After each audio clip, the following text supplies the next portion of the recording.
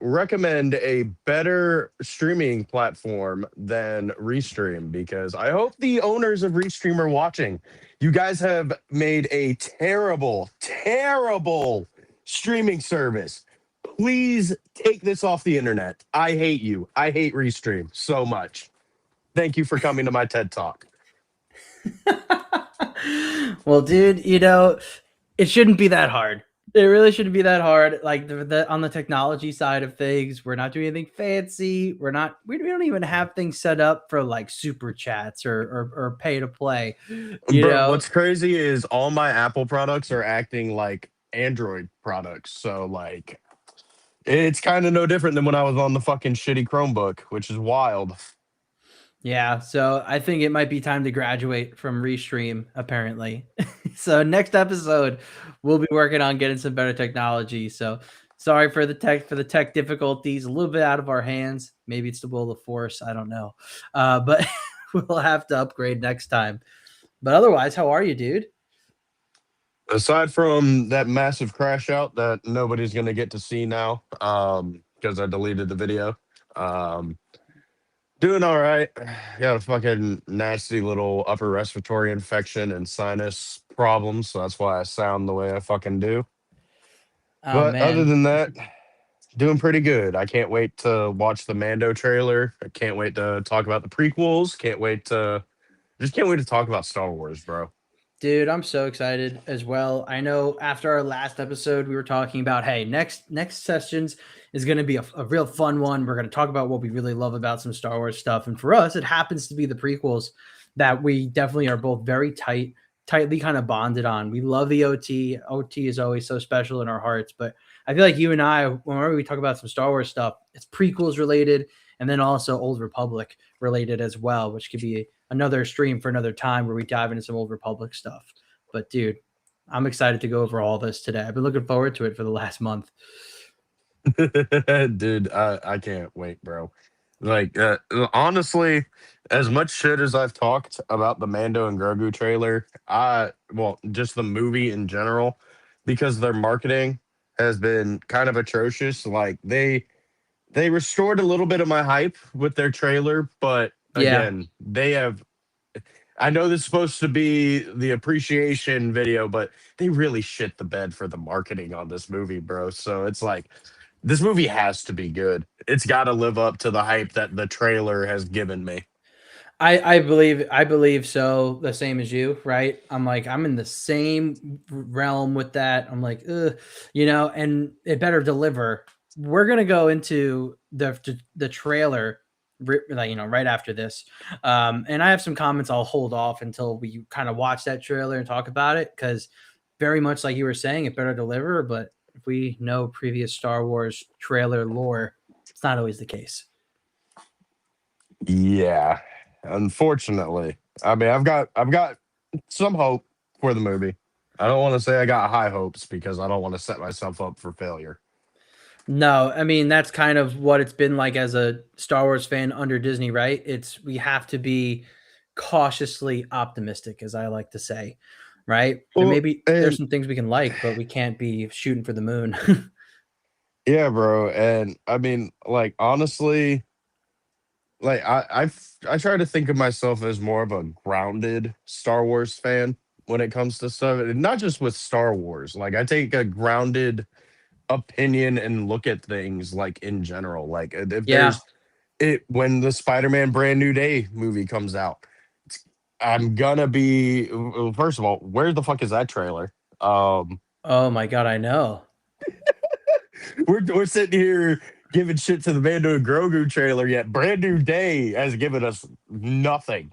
Nothing. Nothing. We still have nothing from Doomsday. Yeah, that's true. But like I go into it like, hey, this could be good, but also like I've been burnt in the past, not just by Star Wars, but by like the MCU. Like I always say, aside from No Way Home and Fantastic Four First Steps, the last good MCU movie was Shang-Chi. So do with that information what you will. But I think they're gonna do something crazy in the Mando and Grogu. Like they've been keeping so much under wraps, and I just feel like I'm kind of with Sklee now that I'm thinking about it. Like they can't not do something crazy in this movie, but I know what they're capable of and what they've delivered on in the past. Hasn't Yeah. been that great. Well, let's start watching some stuff for what's coming in the future here, right? And let's see then we can get into a good vibe when it comes to talking about the mother effing prequels, baby. Let's go. But before we continue, let's tell everyone how we're enjoying our session today at Yoda's Hut. How are we going to relax, decompress, you know? Well, after that massive crash out on Restream that doesn't exist. I don't know what you're talking about. I'm chiefing on some nice Skywalker OG. So My very favorite fitting for strain. the My absolute favorite strain of all time. You know, it's a great, if I remember correctly, it's a great little hybrid leaning towards a little bit more of the indica side. And I haven't been able to find it since college, at least in flower form. this So fucker went to college. to get more knowledge, girls go to Naboo to show their boobies. No, I'm kidding. And then for me, everyone, I mean, I am actually just like last episode, I took a little bit of an edible, you know, just to kind of get into this vibe here. Cause you know, I have a bunch of flour, but lately I've been like, you know what? I haven't done edibles in a while. So it's been kind of the way I've been doing stuff lately. So, you know, so sue me. Sorry.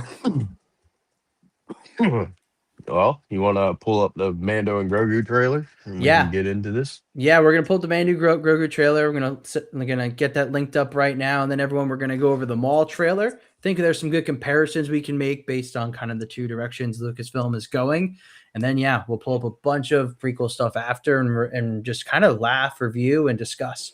But yeah, let me share my screen here. Okay. All right, I'm sharing. I'm waiting on Restream. There we go. Perfect. Let me get the volume going. Let me lower this a little so it doesn't blow our ears out. But let's watch this.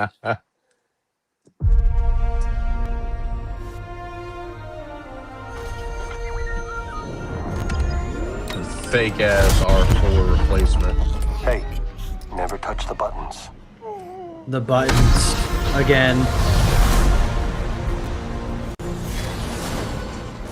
I can use some information.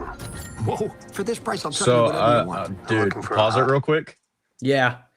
One thing that I'm very excited to see is obviously they're going to Nal Hutta, but Mhm. I've also been seeing reports that before they go to Nal Hutta, they're gonna like where this is Nar Shaddaa. And if they bring in Nar Shaddaa into live fucking action, bro, oh, dude, that's just you give me the live action Old Republic, please. Like, if you guys are going to be doing those types of planets, just give me them in their prime when they're supposed to be. Don't give it to me in the New Republic era. But it's going to be so cool to see Nal Hutta and freaking Nar Shaddaa potentially in this movie. I know you can't see my face, but I'm like doing one of those like grimaces where I'm just like, yeah, that'd be sick. That'd be pretty cool.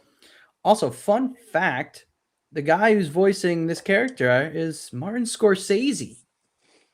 Which is wild because he says that Marvel movies are stupid.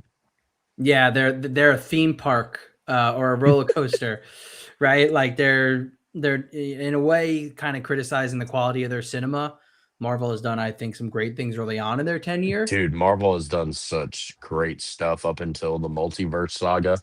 Pretty much, yeah. Now, I guess before we do the trailer, I guess for Martin Scorsese being a part of this, Star Wars has done so much from a storytelling perspective, from a technical filmmaking perspective, that I think he probably views it like many other creators in a light that's not just nerdy sci-fi fun action, right?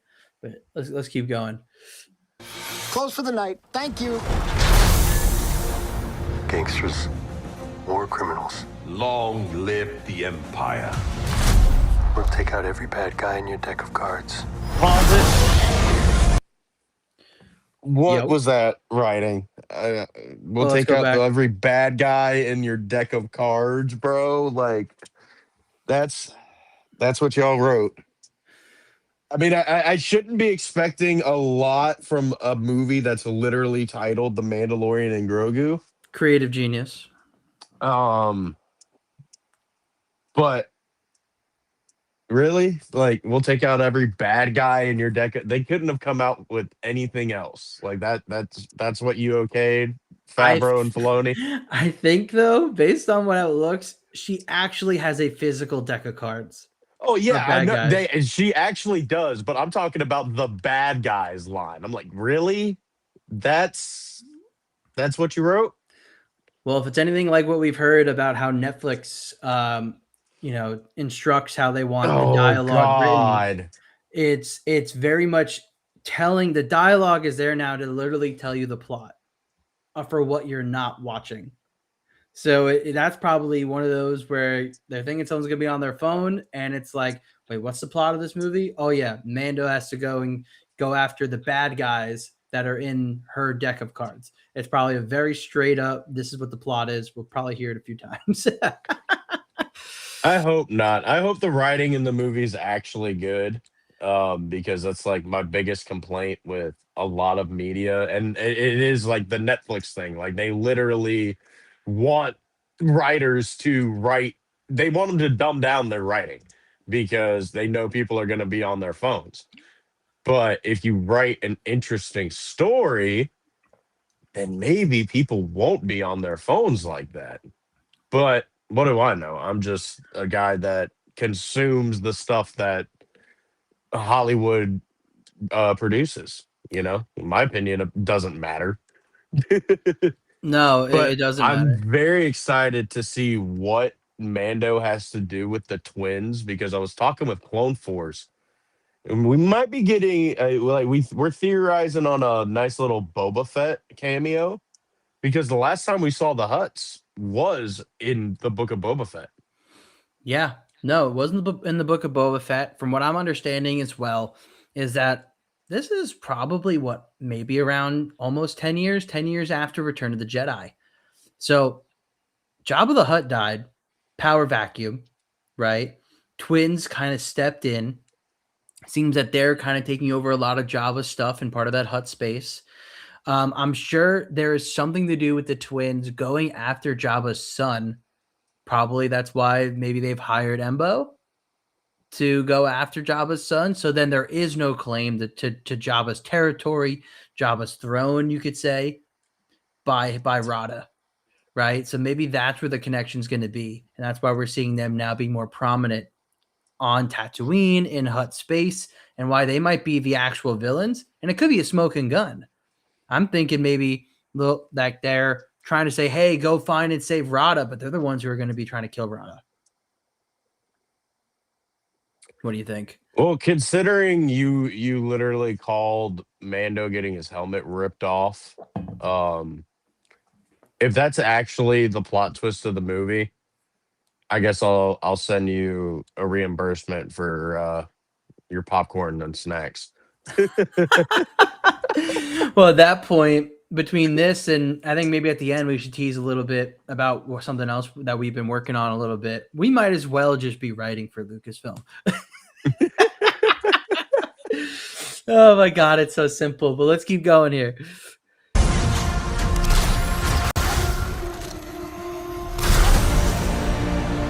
This isn't about revenge. It's about Whoa, he can do stuff. preventing another Oh, war. oh, dude, you had paused it on such a good frame of like whatever droid those are. Oh yeah, want me to go back a tiny bit? Yeah, those Yeah. are sick. Yeah, those look pretty good. Well, I guess we'll see. But yeah, no, I mean, so far we'll get into when the trailer's over. But this looks visually very nice. You know what else looks visually very nice? Padme, what? Who? But you know what else looked visually very nice that came out under Disney that didn't turn out to be so well? I told you we'll talk about it after. We'll talk about it after.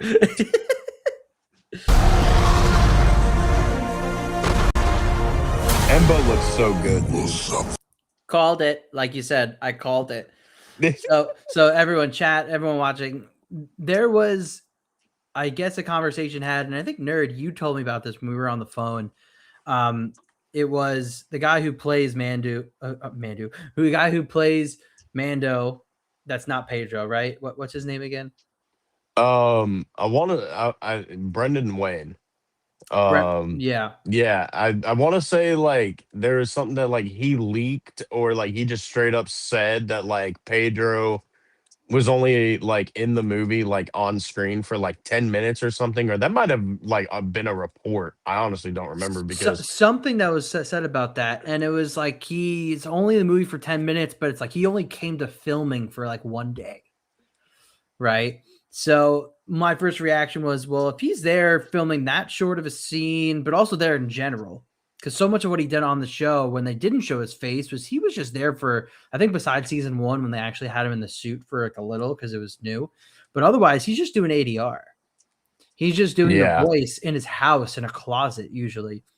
He's never really there ever. So hearing that he was actually on set, they filmed some stuff with him post season 2, that just means, okay, his helmet's coming off. I'm like, well, we've already learned the lesson. Part of season 3 was getting his honor back because he took his helmet off. I doubt he's going to do it again willingly. This is probably like, okay, he probably gets captured by Embo, and Embo, as a form of torture or just a form of humiliation, takes his helmet off. And literally, what, the trailer came out 2 days later? It was the next day, actually. But Wrath pointed it out when the Broken Tusk went over it.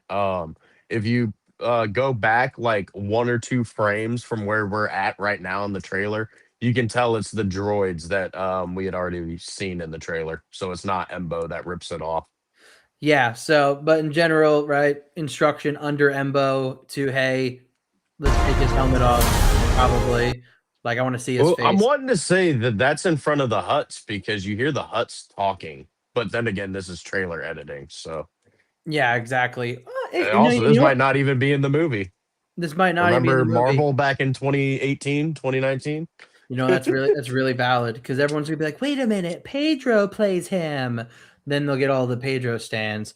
Actually, yeah, this does kind of look like the throne room area from what we've seen in the trailer with the Hutts now that I really look at it. But let's see. I don't know. But yeah, it might not even be in it. You will suffer. And then it will be his turn. Before going into harm's way, check your armor. The kid will live centuries beyond me. I won't always be around to protect him. Are you scared? You should be. I'm excited Do we for run? for fucking Mando versus the goddamn basilisk looking motherfucker. Yeah. I'm excited for that, bro. Yeah, so I'm going to assume here too, after he gets his helmet ripped off, they probably throw him in a pit like they did with the Rancor, like with Luke and the Rancor, probably Yep. like their pit of death. And then he's Well, I going to mean, fight his way straight out. up, there's a Empire Strikes Back reference with the whole, are you scared? You should be. Yep, I have a bad feeling about this. Do we run? Or do we fight? I like this kid. Can't wait to see Zeb, dude. What are you waiting for?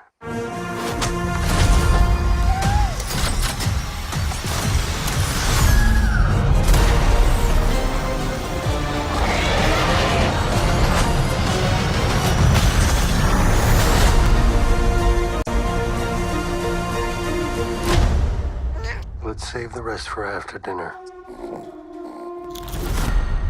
Yeah, y'all could have cut that out of the trailer. Yeah, that's the little funny stuff I don't think we need, but it looks so much better in terms of what I expected. it looks more movie ready than scenes of a TV show. Yeah. I love the little hints that they're doing about like that Grogu's gonna live centuries beyond Mando. Yeah. So maybe he'll die in this movie.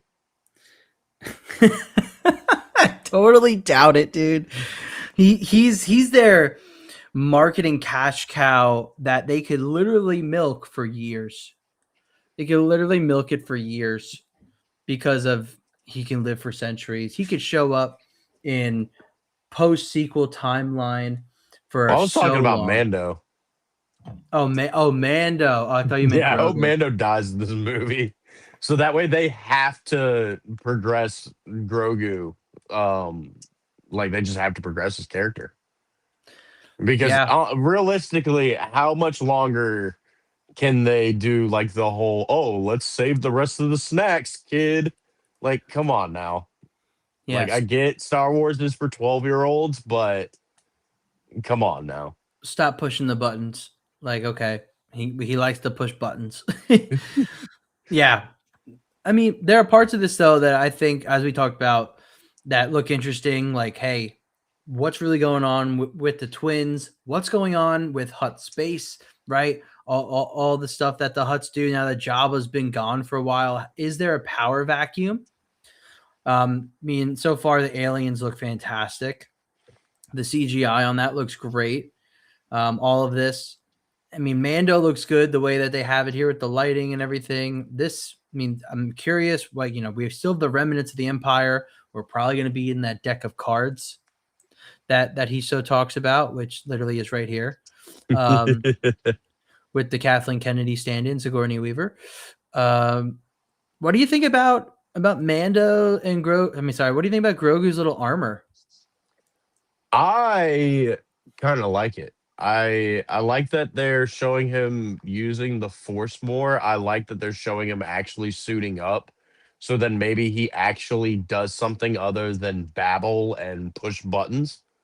Because like I said, dude, they have got to progress this character, bro. He has been around for almost fucking, and no, he's been around for 6 years, bro.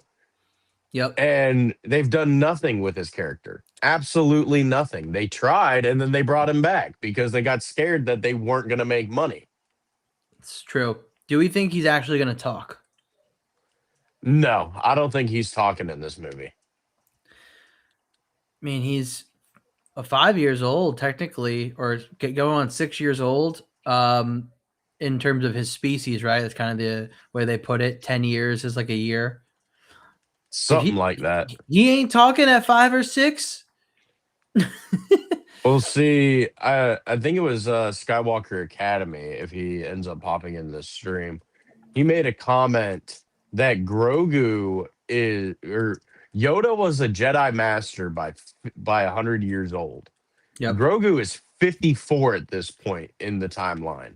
Okay. There's got to be some sort of character development, brother. Like, you get out of here. Yeah, I mean, we could see that through the Force, he can communicate right with Ahsoka.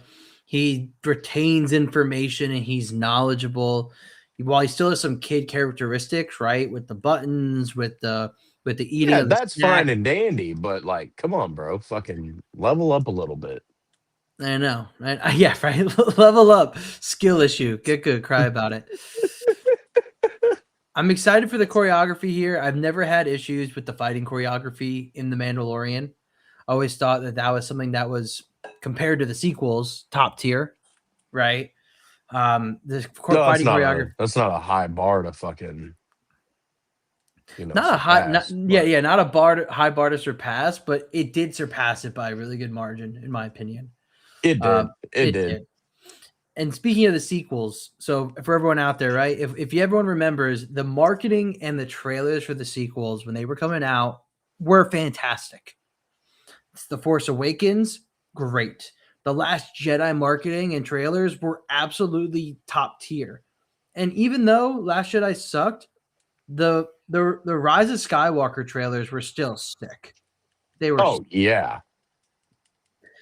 So when Nerd and I are talking about before what looks good and is it indicative of is it going to be a good film? Unfortunately, even with Disney Star Wars, we can't even lean on that. So that's where we're like, hey, the marketing's been pretty crappy. And while this looks like a really good trailer, it's gotten me more excited. It makes it feel more movie like. I still can't rest on my laurels and say, well, looks like it's going to be a good movie.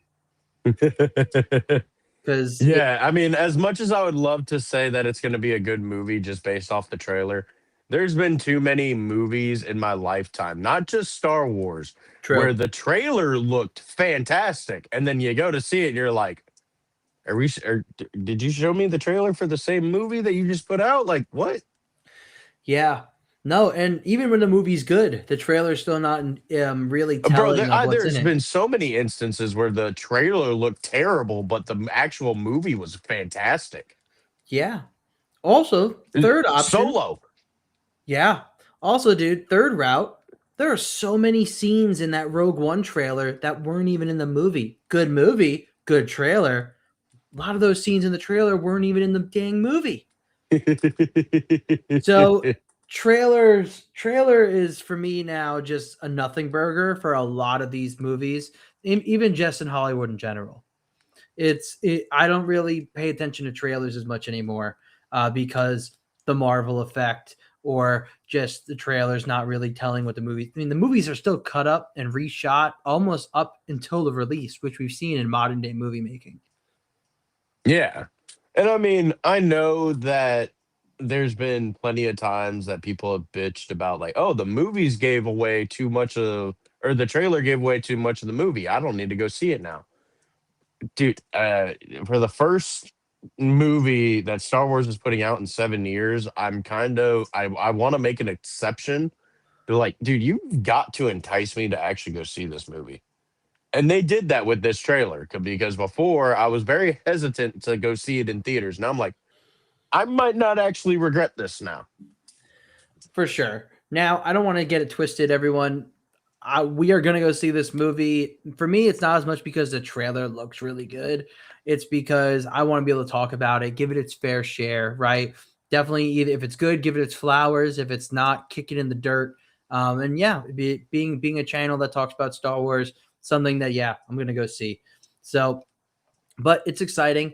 What do you think of this shot here of Embo, though? I mean, it looks better than I thought it would. Fantastic, bro. You want to know what it reminds me of? It reminds me of the video game animatic of Vader when he's walking in the snow to go see Starkiller. Yes. Before Starkiller destroys all those stormtroopers with the Force. It does look a little video game animatic to me. Well, you got to remember this is the lowest budget Star Wars movie in history. Yes. So we do have that. But I mean, for $166 million, I think he looks pretty good, dude. Yeah, I mean, we have to see him moving, right? And him talking face on to the camera. Because, another thing that was cheap that was made was Book of Boba Fett with Cad Bane, right? Cad Bane was very practical in the approach they took. Now, of course, I think they could have used maybe a little bit of technology CG to lower his mouth a little bit, make it look a little bit more like his species and other live action media and animated. But we'll have to see what he looks like. I know this is kind of like a still shot in a trailer, probably all CGI generated, but could be interesting. I mean, Grogu looks pretty good. I want to see I forget who posted about it, but supposedly like Embo fucking pulls up on him on what's the name of the planet that confirmed. They take his helmet off. Oh shit. That's crazy. Okay, so he figured it out. So it is the Hutts, the twins that capture him and take off his helmet. Which okay. So yeah. Embo probably does pull up to their little cabin on what's the name of that planet from season 2 and 3? Oh, I don't remember. I haven't rewatched Mando because of season 3 in a bit. Yeah, I will say that. I haven't rewatched it, but interesting. You know, there could be a twist. Embo might not be working for the Hutts. I don't know why he's there, but who knows? It's bad guys versus worse guys. But yeah, so overall, I know you've talked about this on Broken Tusk, on some other stuff. What would you rate this trailer? Trailer wise, I'm going 8 out of 10. Yeah, I think for me, I'm gonna go similar, 8 out of 10. Because as a trailer itself, it's a good trailer. It's got good visual shots. I believe I can pretty much tell what the plot of the movie is basically going to be in a general sense, right? Mando going after bad guys from that deck of cards, coming across different groups of the galaxy. The twins with the Hutts get mixed up with some bounty hunter stuff with Embo, right? And it's eventually it's all probably going to tie together, as well as with the through line plot from the show. What are we going to do with this baby, right? So, and how is he going to be set up for the next future decades? Because yeah, he is going to live a really long time, and of course it has Zeb. So I have to appreciate that because Zeb, oh my god, he looks so good for live action. Dude, Zeb looks fucking fantastic. He looks good, and honestly, this is a shot that looks better than a video game animatic. This actually looks way better. It's fantastic. So yeah, Say that again. It looks fantastic. Oh my god, this is not like your Fantastic Four review thing, which both also has Pedro Pascal. God damn it! Oh god. Okay, well now we're gonna move on that note. But yeah, that's our thoughts on The Mandalorian and Grogu most recent trailer. And do you think we're getting another trailer? I don't see that. We barely got this one. Yeah. But no, I don't think we're going to be getting another trailer anytime soon. Watch, they're going to drop one like May 4th. Okay, so here's the Maul trailer. Let's go over this on this stream here and now compare it. So before we go into it though, right? Another big project coming out for Lucasfilm this year. This is on the animated side, which people for years have been saying the animated side seems to kind of have more of that high quality Star Wars content. While Star Wars traditionally is a live action brand, a movie brand, especially, it seems that their shows from a quality standpoint have been more consistent and more up to the task of actually expanding the lore. Now, I'm not going to say always honoring the lore because it is usually a Filoni run division, which has contradicted some lore written in visual media before. But this is probably, I think, the most looked forward thing for a lot of, I would say, Star Wars fans that are still around. What do you think? Oh, yeah. Most everybody I talk to say that they're really looking forward to the Maul trailer. Or not the trailer, the show. I'm looking forward to the show after seeing the trailer. Me and you've talked about it like on phone calls and stuff.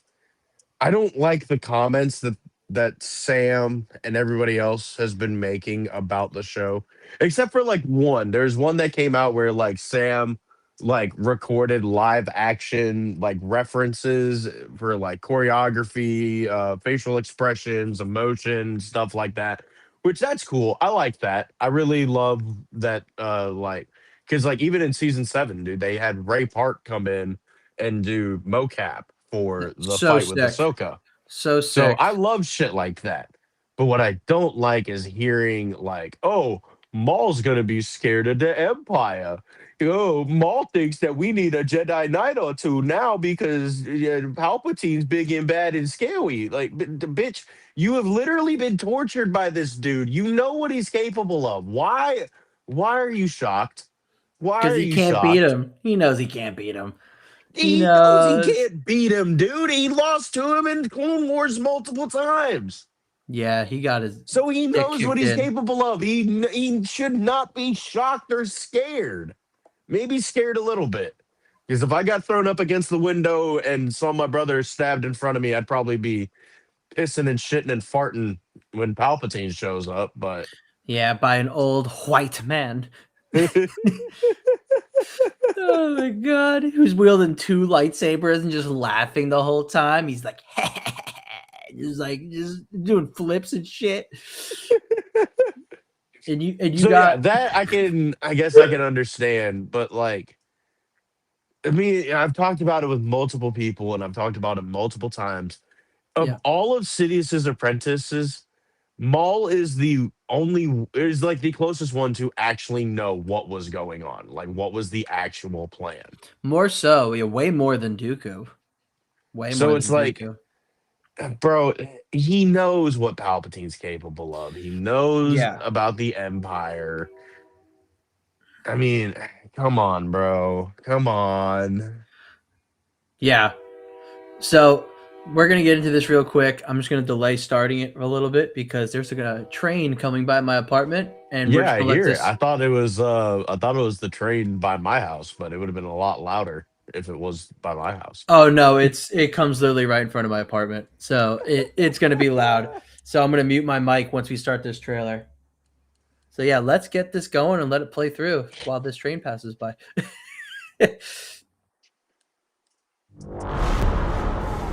Make sure you play the right one this time. Times have changed. Okay, he is. He's playing the right one, chat. I will show you the galaxy for what it truly Shut up. is. See things from a new perspective. Is this what our future holds? Always running. I invite you to look more closely. What are we dealing with? Good question. Good question. And I offer you an opportunity. This right here makes me retract like all my words. Because this trailer doesn't show me Maul being scared of anything. No, it's not. We have all been made to suffer. We survive. The Also, animation. I want to is so touch on the good. fact that Twi'lek is pink instead of red. I don't think people remember that. 'Cause a lot of people I've seen talk about this are like, oh, they're using George's sequel treatments and bringing that to life and doing little key jangler stuff. Like, okay, that's cool. And then like I've seen people bitch and moan about the Twi'lek being pink. I guess they forget that Talon was from the Legacy comics, which Yep. is 150 years after. With Cade Skywalker. Yeah. Yeah, it is like 150 or 155 years after the Battle of Yavin. So he literally just plucked her from that era and put her in his sequel treatments. So who's to say that she was going to be 1-to-1? So I'm fine with her being pink, and if it ends up not being Talon, I'm fine with that too, because then it's just another Legends character that does not get ruined. No, for sure. And when it comes to Talon, right? I also don't know much about her, so I'm probably just talking out of my ass. I just want to put that out there. Yeah. Let's talk more about Talon. Let's finish watching this real quick. But do not live. I'm excited to see who that other Jedi The Emperor wants you dead. Chains can be broken. Hang on! And empires can be shattered.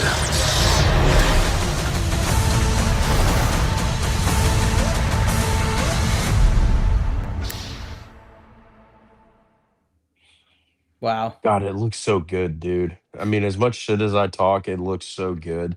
I love the sound design from both trailers, like with the original music in the Mando trailer kind of being edited into the ship failing because of Grogu pushing buttons. I Yeah. love the inclusion of the Duel of the Fates music in this trailer. Bro, like, the sound design, Skywalker sound be fucking killing it. Yeah. No, it scored really well. Also, not related to the trailer. You know that train I was talking about? Yeah. It stopped in front of the apartment because down the tracks a little bit, some idiot left his truck parked right like where the rails are. There's a pickup truck that is parked. No one's there. No one's in the car, and the bed of the truck is like just over where the tracks are. A dog, his fucking truck probably died. I don't know if it died or not, but he's not even there, and this train is now parked. That is crazy. I'm surprised But they had enough time to stop. they go pretty slow. They're like it's like one of those freight train things. Oh, yeah, I deal with those all the time. I fucking hate them. Yeah, no, it's a little bit annoying. They always show up as I'm like trying to go to lunch. It's terrible, absolutely terrible. But this fucking trailer, dude, like what I said, bro. Like I'm talking all that shit about Maul, and then they show me this. Like, Another hallway scene. yeah, but that's not as cool as the season 7 hallway scene. How do you know? Now he has a lightsaber. In season 7, he didn't need a lightsaber to have a hallway scene. He had a hallway scene with the fucking hallway. But it is, I love when they incorporate the saber staff because, bro, we don't really see stuff like that. No, we don't. Dude, look at the lighting. So the lighting here looks fantastic in all these scenes. I mean, the animation for this art style, I mean, remember 2008, dude? Oh my god. Just come such a long way. So, okay, so we got a little bit more of his Dothraki, or not Dothraki, I always say that. His Dathomirian species, Zabrak species.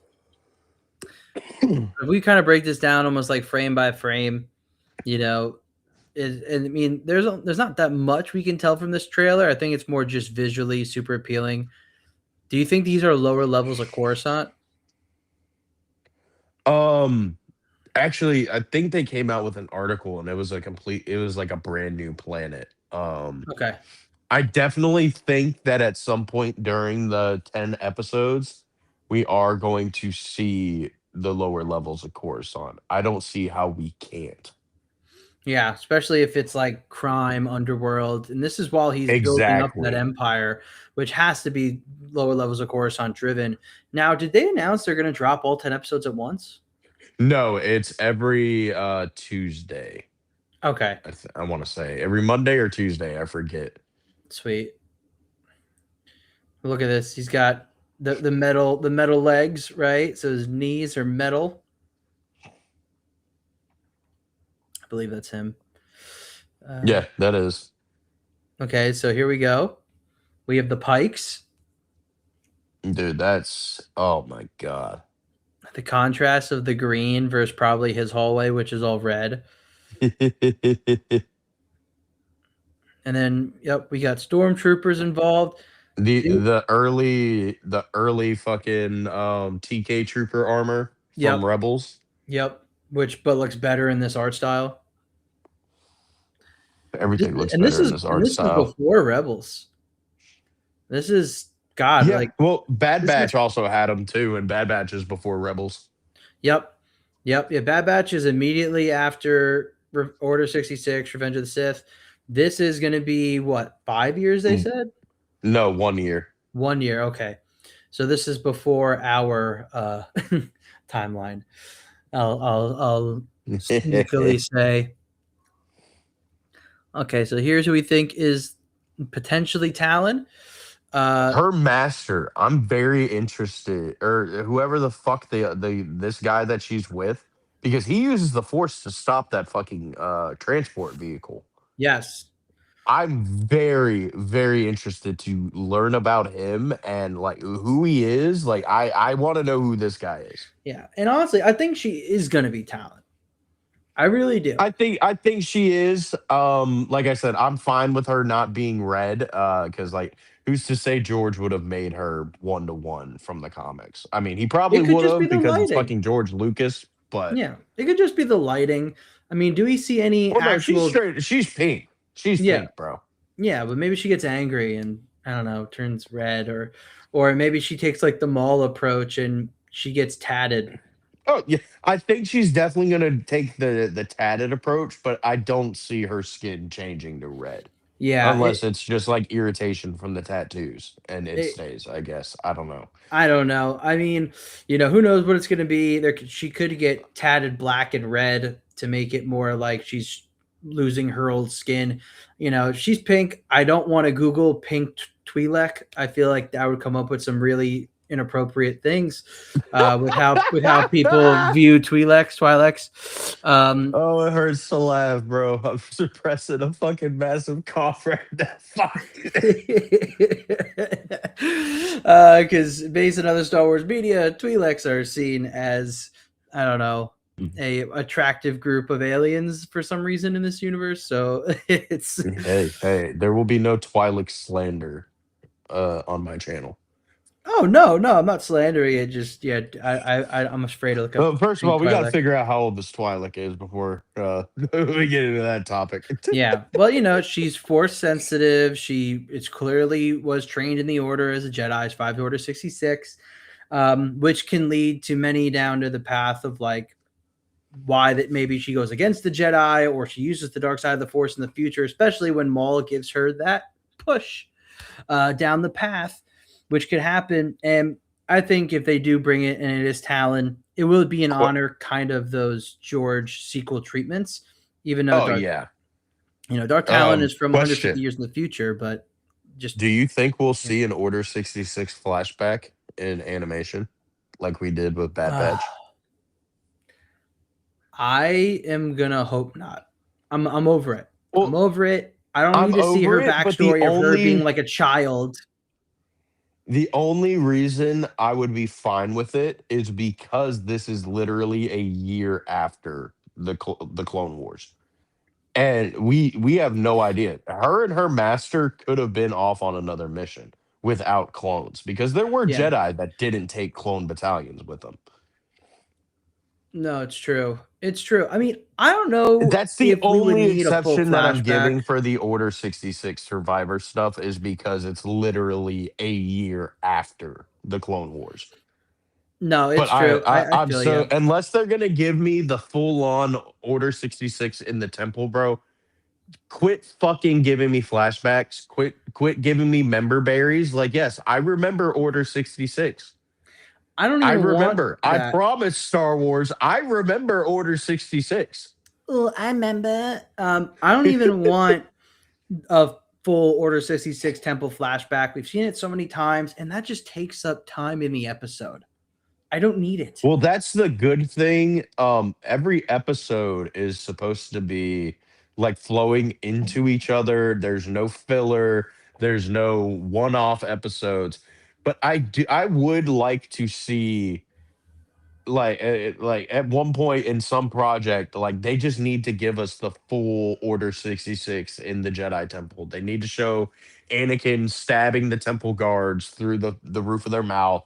They need to show Anakin slaughtering the younglings. They just gotta show me the Order 66 in the temple, like quit giving me the member berries. So live action or animated? See, I would love to see it with Hayden Christensen, but they gotta de-age him. They can't do like what they did with Kenobi and have a 45-year-old man playing a 19-year-old. This isn't 2002 anymore, guys. We can't have 40-year-olds playing teenagers. No, it's a high school love story, dude. It's just your typical high school guy. Oh my god. Bro, literally, like what it reminds me of, like every time, like as much as I love Hayden Christensen coming back and playing Anakin, like every time they don't de-age him, he just reminds me of Flash Thompson in the Sam Raimi Spider-Man movie. Oh, dude, he's freaking jacked. We're like, that's no hate towards Hayden Christensen. I fucking love the guy, and I want him to keep No, coming back. they just if did it him makes dirty. They just sense. did him dirty there, and then you look at how he was de-aged in Ahsoka. Which and it- still isn't the best, but it's better than what they did. It looked way better, though. Yeah, it looked way better. It looked way better. Okay, so let's move on here. So Empire has Maul on their radar. Not sure if they know it's actually Maul. Probably just a person of interest. But what do you think? I mean, I feel like Palpatine immediately would be like, "Yeah, that's my old apprentice." Well, I don't think Palpatine. Well, see, because I don't know if does Palpatine ever reveal that he's actually like a Sith to the galaxy. No, Okay, so then he's not gonna straight up be like, "Oh, that's my old apprentice." But no, I- but like you but Maul like knows that I he know who was that he is. was in the files for Order 66 to happen to. Because in season 7, when he gets The captured, he Palpatine literally the yeah, Epstein. the I mean, Palpatine files. Palpatine files. But when he gets captured in season 7, he like he says, like, "Oh, you don't know what you're doing. Let me go. Let me die. We're all going to burn." Like he knows what's about to happen. He knows that like even if he survives, he's going to be hunted down. It's all Force sensitives. All Force sensitives a part of Order 66. Yeah, You know, it doesn't matter if you're close to Palpatine or not. Like, yeah, unless you're Anakin. He was the only one. well, see, that's the thing. Even if Anakin hadn't have turned, I genuinely think Palpatine would have tried to get a clone battalion to take out Anakin, but Anakin being Anakin would have taken them out pretty easily. Absolutely. Absolutely. So, Unless I he mean, fucked with him and used the 501st to turn on him. yeah, I mean, it's a what if. I would love to write that scenario one day, right? Anakin Dude, versus the say 5 fucking less, bro. We'll say less. We'll start working on it after this fucking live stream. Actually, dude, I think that could be something we should definitely write. That'd be hilarious. That'd be amazing. Because yeah, we got some cool things coming out for you guys. But yeah, that's what we think really about the Maul trailer. I mean, anything else you want to go over here with this trailer? I mean, it looks great. Storyline looks cool. I think we've talked about this in phone calls, but I think that Maul's gonna kill Marok, and we get to see him be brought back to life in some sort of post-credit scene. Yeah, I mean, I wouldn't be surprised. I mean, it is some Night Sister like magic. So, you know, that obviously is tied them all being on Dathomir, right? The Zabraks, the Night Sisters. I know Night Sisters in general all got slaughtered in the Clone Wars, by Grievous, by other battles. But, you know, Morgan Elsbeth is still out there at this time. Yeah, I don't know if we'll specifically see him be brought back to life in the show, but we know that Maul slashes him down. That's in the trailer. Like that's straight up in the trailer, which I wish wasn't, but goddamn, it's so cool. I'm not gonna lie. No, it is really cool. Now, what species do you think this Twilight's master? The brother asking me ship and species in Star Wars is like asking me to file your taxes. You're fucked. I don't fucking know, buddy. This video is not sponsored by TurboTax. Bro, if only it was. That would be a sick transition into it. Yeah, but so nerd, you're telling me you need help with your taxes? Well, why don't you work with our sponsor, Intuit TurboTax? Use code transition. No, sorry. But I'm excited to see the 1v like 6 or whatever, however many times it's going to be Maul versus however many enemies. I'm excited. I love seeing shit like that because it gets to really showcase how powerful certain characters are. Yeah. Because most anybody can hold themselves in a 1v1. 1v2, you're starting to get like okay, trained Jedi, trained Force sensitive. Once you start getting to like 1v3 and 1v4, and like the more and more it is, like you really get to showcase how powerful a character is. Yep. So we got Mandalorians here, or are these going to be part of the Maul DeLoreans? Um, they're from the Death Watch. I know that, and the lady that because it's one of the ladies, I forget the character's name, but she was with Maul during his time on Mandalore, and she's his like first general in his crime syndicate. So we also have this Inquisitor that was killed by Ahsoka. Dude, this is my favorite fucking Inquisitor, and I'm so glad that we get to see more of him. And he's not going to die in this show because we know that he lives on to fight Ahsoka. No, but wasn't he also like gas? No, Ahsoka just fucking killed him. I I think he also dissipated or whatever after he killed her, or she killed him.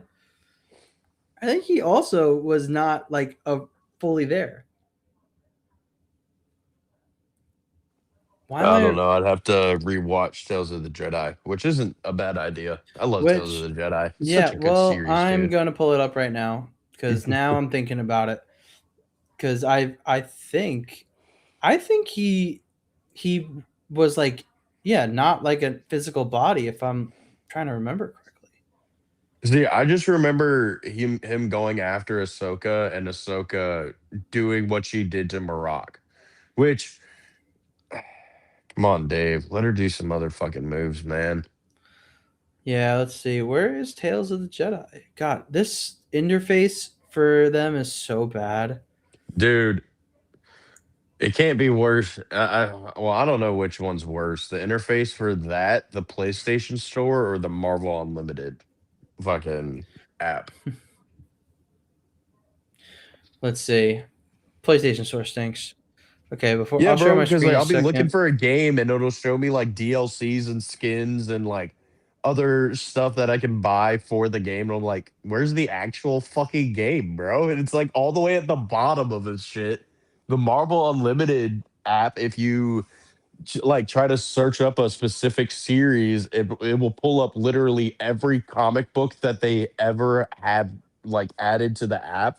So it's like, okay, I'm trying to look at like recently I've been reading the Republic comics, and Yeah. which fantastic comic book run, bro. Like I think you need to start reading those, and we need to do a sessions video with JT Lovecraft talking about those Let's because do it. I'm in. I fucking dude, I'm only on like the third run right now, and but bro, it's so fucking good. It's like prequel and Clone Wars era, like it's so good. It's the original Clone Wars. It's so good, bro. It's so good. They Perfect. made me like a story with Kiadi Mundi. Oh, Kiadi Mundi is so like annoying. But what's great is like as much shit as we've talked about him showing up in projects that he shouldn't have shown up in, and just like talking so much shit on Kiadi Mundi. One thing that I will say between the Lucas era, the Disney era, the comic era, they are consistent with Kiadi Mundi opening his fucking mouth and getting people into trouble. It's a tale as old as time. But back to what I was saying about the interface, like I'll look up the fucking comic book runs and it'll show me like Avengers Secret Wars, and I'm like, this isn't what I'm looking for, you fuckers. No, I mean, I had to look through it. I found Tales of the Jedi. I looked through it. Nope, you were right. He actually was a physical body and died normally. So not the Marok treatment. No, yeah, he won't. No, she just kills both of them in the same exact way. Just one with her own lightsaber and one with his lightsaber, I think. I don't remember. Oh, this is sick. Look at the screenshot of how he throws his saber. Bro. Bro. Fucking I don't know if you can zoom in, but that trooper on the fucking right where it's Oh, got dude. that is what I've been wanting in Star Wars. I love the saber marks. They need to show them more. That's fucking awesome. And It's I love also, the new animation style. I love the way, like, the waviness of like the blade right now. Like, that looks so good. yeah. Also, he's cutting them all at the waist or the dick. I don't know. Well, that guy on the right definitely doesn't have a dick anymore. R.I.P. him. Um, but yeah, fuck it, dude. Well, dude, this looks sick. I'm excited. I don't know how much more I want to dip back into the mall well. If I was Lucasfilm, because we're getting so much, but this looks good. I'm excited to see it. The trailer looks great. And then, yeah, man, just comparing it to the Mando and Grogu, right? I mean, I'm happy with the Mando Grogu trailer, but I think just quality wise, this still is a little bit better. I think so. I think the mall trailer is leagues better than the Mando trailer. This makes me want to see Maul. The Mando trailer makes me want to see Mando and Grogu, and it does entice me with more questions that I have about the project, which kind of irritates me because, like that, like a show is one thing, but when it's your first movie in 7 years, like I need to know a little bit more about this movie, That's other true. than oh, Imperial remnants are still around and Mando has to go around stopping them. Like that's kind of what the entire show was about. But okay. Yep. Um No, for sure. But I mean, hey, I like the direction where animation's going. I've been overall liking the direction where animation's going. I mean, I thought Tales of the Empire was a step back. Tales of the Underworld, a mixed review, but better than Tales of the Empire. Tales of the Jedi is amazing. Bad Batch, I thought was great from a storytelling perspective in ways. I mean, a little boring here and there, but interesting overall with Clone Force 99. But I think animation's kind of been just dialed in more so than the live action. So now it's really just seeing if the live action side is going to step up. But that's kind of it for all the trailers and stuff we wanted to react to, guys. We're now we kind of want to get into, I think, one of our most fun aspects of what we wanted to talk about today, which is, dude, let's appreciate the goddamn prequels, man. well, I think before we do that, we do a nice little smoke break. I Get think we locked should as in well. on some fucking Skywalker OG. Hell yeah. So, guys, we'll be back. Let's make it a quick one. You want to do like a little 2-minute one and we'll come right back? It probably won't even take me 2 minutes. All right. We'll come back in about a minute, 2 minutes, and then we'll get started. I got a few videos planned for us today where we're going to kind of appreciate the prequels, whether it be some funny videos, some deep dive videos. Not every video is going to be like, oh, the prequels are amazing. Trust me, there will be some things that are going to be talking about either plot holes in the prequels or just kind of an overview of them in a way, whether it's favorable or not. But we'll get into that once we come back. So we'll be right back.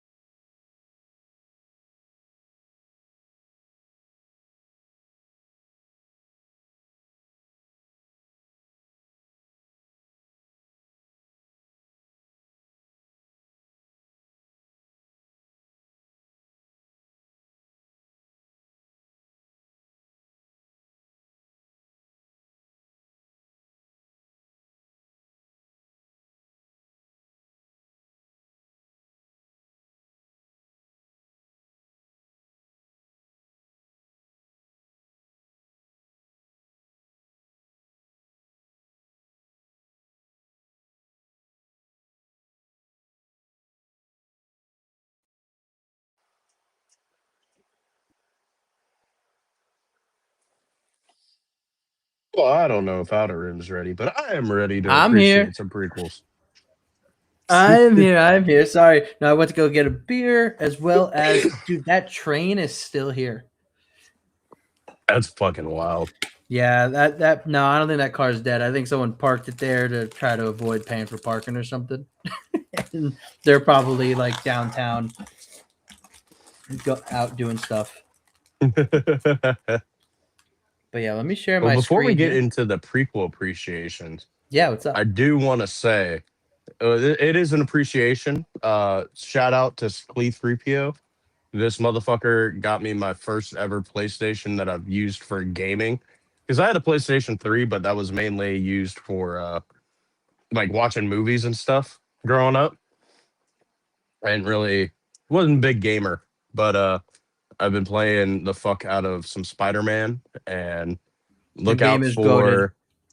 look out for some videos on Lord Swoonsky. I gotta finish my fucking Stranger Things review before I start talking about other nerdy shit over there. But yeah, look out for some very nerdy videos that aren't Star Wars related coming soon.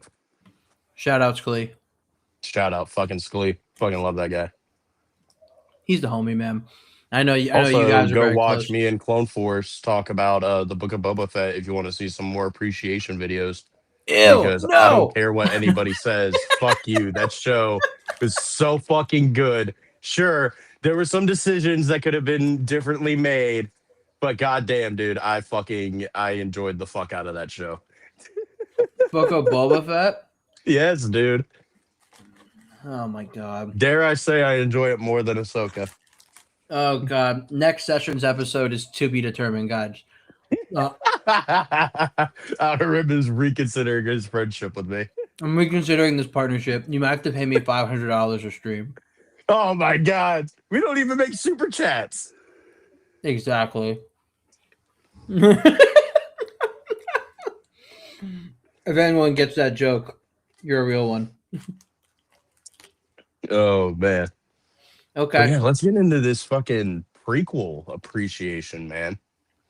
So before we get into a lot of the prequel stuff, for those of you here who are going to be watching the replay, if you're into the prequels, not into the prequels, I think it's best if we give you a little kind of a overview of what the Star Wars prequels were about in a very general sense. So we are going to look at Alex Jones explaining the Star Wars prequels so everyone understands what the prequels were about. Let me just briefly explain Revenge of the Sith plot line, because at the time we wrote articles about it because the media said we don't understand this. This makes no sense. The most popular of the three prequels. They made total sense. Emperor Palpatine was a little-known senator from Naboo, small planet. He finances terrorists to attack the planet. And then he plays victim and says that the pacifist republic isn't doing enough to help him with the terrorist invasion, the Trade Federation invasion, who even speak in Chinese accents. It's all geopolitical. And so, yeah, little aliens with Chinese accents. He then goes and complains and catapults himself in the crisis into the role of chancellor. Because, you know, he was the victim, but now he demanded something be done. He'd been a pacifist previously. Now he's chancellor. Episode 2 launches terror attacks all over the galaxy with groups he's secretly financing through his backers in the Trade Federation. He turns around, double crosses in the end. This is so good. Lord Vader, kill Viceroy Gunray and everyone else in the... So basically, in the end, they knock out all of the people that backed him, which always happens. Nazi Germany, Soviet Russia, Maoist China, learn from history. Then in episode... so he uses that to build up the power of the Empire in episode 2. And now he's got this big Imperial army, but it's not Imperial yet. But it's the stormtroopers, the outfits, the weapon systems to counter this outside threat run by Count Dooku, the Osama bin Laden guy that actually works for him, and they meet in secret. Now, Osama in bin episode Laden 3, guy. he launches... I've actually never heard that part. I've never heard the Dooku being Bin Laden comparison. I think because Alex Jones was talking about how Bin Laden, before he became the terrorist that we know as the general public, he was apparently a CIA operative. So weird stuff. Not going to put it on the tinfoil hat here, but yeah, okay. That's great. Okay, keep going. Attack on the imperial capital himself. He launches an attack on New York, and then he gets captured, and then he sets up Count Dooku to get killed, and then he seduces to the dark side Anakin Skywalker to make him Darth Vader. And in the end, he then sets up, after he has the police state in place, he sets up the Jedi and says they're terrorists and has the anti-terror forces go in and wipe them out. And then he says he's launching a global intergalactic war to bring peace. Dude, I just kind of like, first off, Star Wars coffee. That was great. Fucking fantastic. I love Star Wars coffee, bro. I think I have another They're who video. I used to get my clips from all the time back in the day. I have another video in here for Star Wars coffee. I say back in the day. It's been like a year. Yeah, right. Yeah, way back before I could record clip. But you know, that was honestly, for everyone listening, that is probably one of the best overviews of what the prequel stories are. Political drama, a lot of secrecy, espionage, war. And Alex Jones, just the way he describes it, is kind of perfect. I don't know. What do you think, nerd? Bro, he described it exactly the way that it was. Oh my god. So it's I just wanted to do that because that's what I love about the prequels. There's so much going on. It is like a look back at history, which is what George Lucas did with Star Wars. It's modern mythology. It's a timeless story. Whether you look at the OT, the prequel trilogy as well. And it's just, you know, it's like he says, it's like poetry, it rhymes. And they say the same thing about history. History, it rhymes. People have different versions of that. But, you know, these are things that the human experience have seen for generations, for centuries, for thousands of years. The rise and fall of totalitarian states, the rise and fall of empires, little guy versus the big guy, who's got the bigger stick, who's the underdog, David versus Goliath, you name it. And each, you know, the two trilogies kind of come at it from two different aspects, two different sides. But it is really interesting how the prequels broke it down. So I love that Alex Jones has kind of given that to us.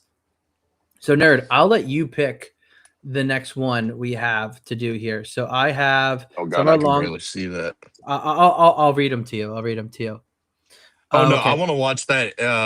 If Anakin was smart video. Okay, we'll go. Anakin was smart. That one was fucking great. I am tormented by relentless, harrowing nightmares of Padme perishing during childbirth. What should I do, Master Yogurt? Just let go, bro. Oh, okay. So, did you ever hear the tragedy of Darth Plagueis? You mean that questionable story crafted to seduce Jedi into embracing the dark side? What? No. I'm just making small talk. No, I don't think so. You asked to see me, Chancellor? Yes, I can tell you're worried about losing Padme. Mm-hmm. Only through the dark side can you save her from certain death. Could you supply some scientific studies that support your claim? I don't have them on me right now. Could you please cite the sources from which you derived this information? Oh, come on, Anakin. Just trust me, bro. No. Your deceit is transparent to me now. I recognize the elaborate scheme you've constructed, positioning yourself to ascend to the zenith of power. By orchestrating conflict between the Republic and the Separatists, you exploit this engineered dichotomy. It serves not merely as a strategy for dominion, but as a sophisticated mechanism to transform the very foundations of democracy into an autocratic empire. Shit. I need to tell the council about this. The music always gets me in these We're AI running low on videos. spice and death sticks. How about we grab some stuff from the underworld? That's a very interesting point, Master Forehead. What are your thoughts on that, Master Yoda? Forehead. That alien girl. Dude, I love these AI videos. Oh my god. like these AI meme videos where it's just Bro. really, it's the voiceover stuff. Oh my god. This is so funny. On my left, I'd smash. Greetings. I've discovered the unsettling truth that the Chancellor is a Sith Lord. What? Dude, that's wild. You must eliminate him at once. I will stay behind, as it is likely he will manipulate me in an attempt to thwart your efforts. All right. Master Windshield. Time to take out the trash, Chancellor. Oh, you can't defeat me, fool. I'm too powerful. Wait, I can't fly. This is your end, Chancellor. Any last words? Where the heck is Anakin? He's not coming. Well, that sucks. Now, Chancellor Paperplane, you will die. Ah! Chancellor Paper Plane. Thanks to Anakin, the genius here, found I think they got that and truck off the eliminated track. the secret Sith Lord. Yeah, it's moving we again. have. Good job, Anakin. Now, we do grant you the rank of Master. This is wonderful. It's fair. Done well, Anakin. Good job, Anakin. You're so smart, Anakin. Man, this is wonderful. this is the best day of my life. What? Oh no! It was all just a freaking dream? Yes, you dummy. Well, intelligence gone. Carry on. Let me just briefly explain Revenge of the Sith. Dude, oh my god, for a second though, right before the dream thing, I'm like, oh man, that would be my dream. Anakin living happily ever after.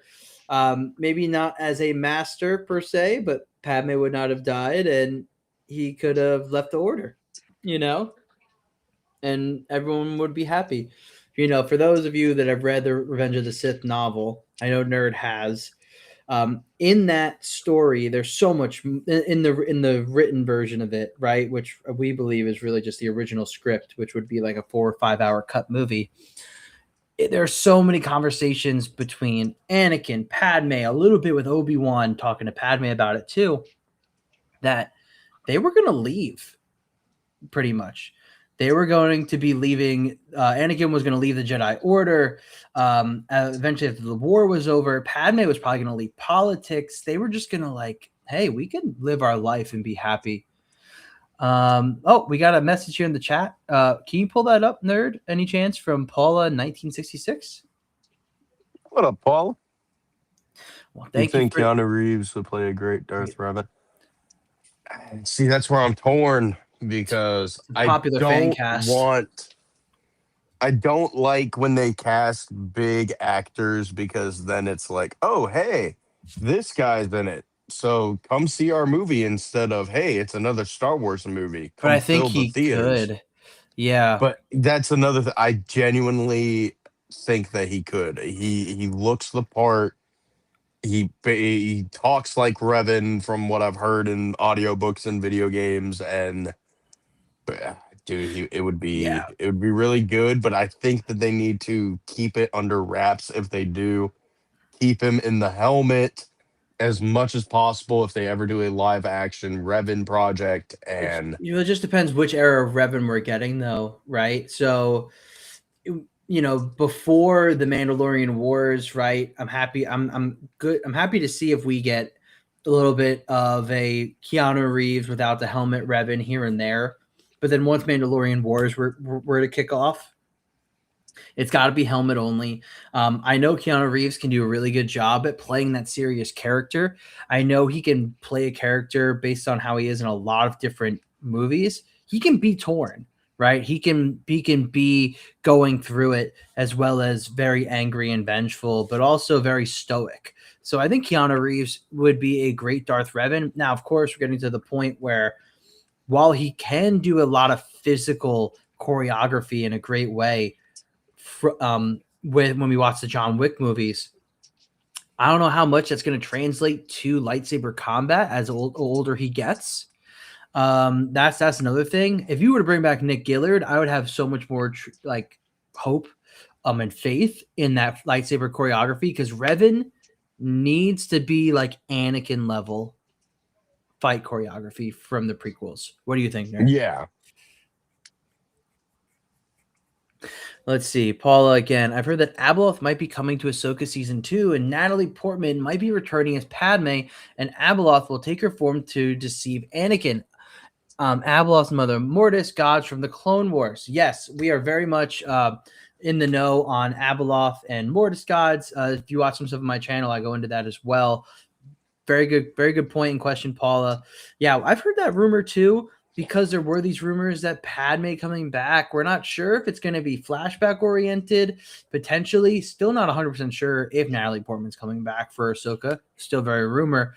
But yeah, it's kind of been a theory / an idea that what if Abeloth takes the form of Padme? Because I think there's a thing, right, what we've talked about. I've talked about in some of my videos. Anakin could be the new stand-in for the father. So what would be the best antithesis besides Padme?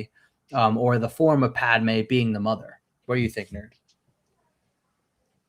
I see. As much as I love Hayden Christensen coming back to play Anakin, I love the fact that they're exploring more of the cosmic side of the Force, which is something that I've been wanting them to do, honestly, since I watched the Mortis arc for the first time back in 2023. Yep. But I mean, it's like Dave said, Anakin's story's been told. I really don't know how much more they can expand on Anakin showing up. I understand that he's the chosen one, but there's got to be limitations to the Force. Yeah. And like what Force gods, not even just, well, I mean, there was limitations to what the Force gods could do. There was. Yeah. No. I mean, I guess, we still don't know much about what the Force gods could and couldn't do, because we are seeing now that they are eons old. Eons. Even back to where Peridia lies. They seem to have a pretty big presence, and based on what we've seen from whether it's the Legends book that talks about the Mortis gods with Luke, the Clone Wars series, as well as what we are seeing in Ahsoka, it seems that they fled that planet, and they were in the Mortis realm as a way to kind of be off of Peridia. So still so much to see. Yeah, we don't know everything about Force Ghosts. It's kind of a thing where I know, Nerd, you and I have agreed where we don't want everything to be explored with Force Ghosts or answered. There still needs to be some mystery behind it. I know it's kind of why people hated the midichlorian thing in the prequels. I'm not a hater of midichlorians. I think it makes sense. But yeah, no, it's a great point, Paula. Who knows what we could see there with that. And then also, do we have Closet in here? Is that what I saw? Yo, Closet.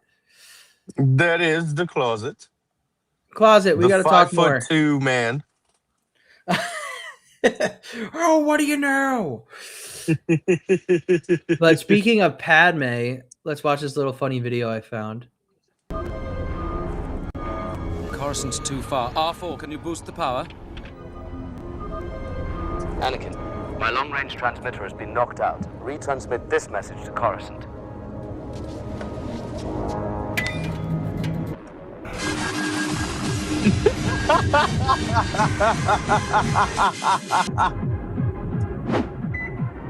I have tracked the bounty hunter Jango Fett and destroyed Thunder's Geonosis.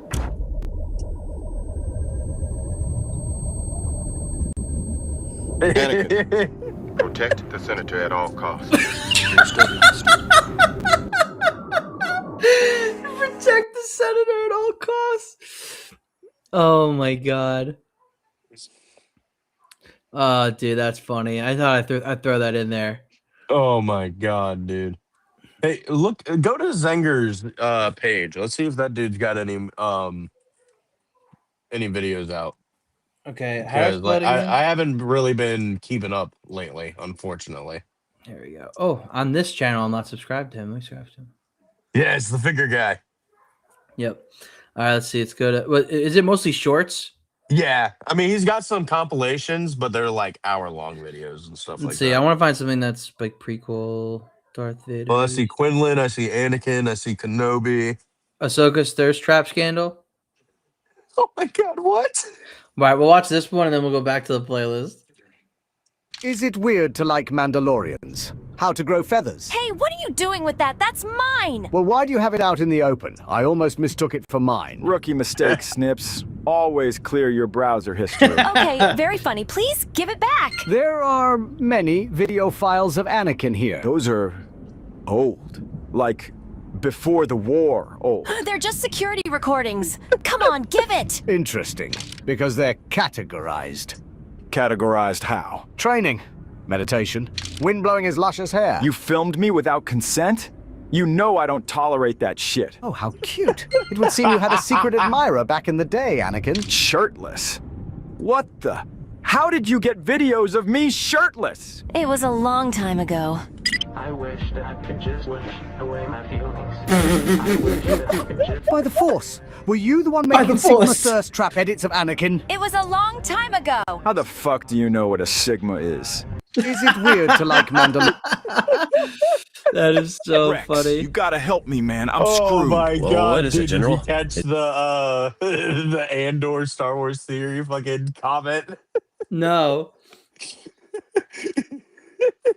When Anakin said, "You filmed me without consent," you know I don't tolerate that shit.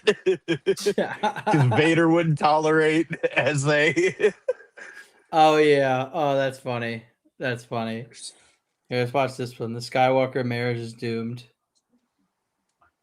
Rex, you gotta help me, man. I'm screwed. Whoa, what is it, General? Oh, I saw Is this it one. I love Kaikas? this one. No. I have dinner with Senator Amidala at 1900, and I forgot. We're in the middle of the sieges. So? I've dipped on her 6 times in the last 7 months, dude. She already feels like I'm ignoring her. Sir, you literally are ignoring her. Just call and tell her I'm fatally wounded. Absolutely not. Look, I am, it's true. Sir, in my experience, relationships are built on trust. Yeah, well, you don't know our relationship. Anytime I tell Padme the truth, she tries to sandboard me. Sandboard? It's like waterboarding, but with sand. Fine. She's Go an ahead and abuser. call her, Ratu.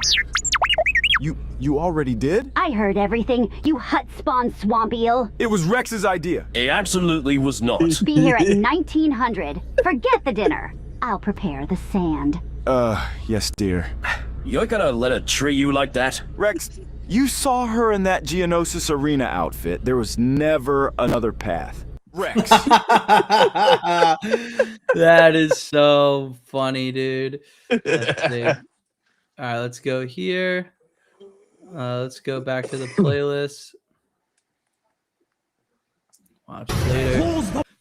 All right, so let's get into maybe something a little bit. Want to do one more funny one, and then we'll move on to stuff that goes more deep divey. Yeah, we can.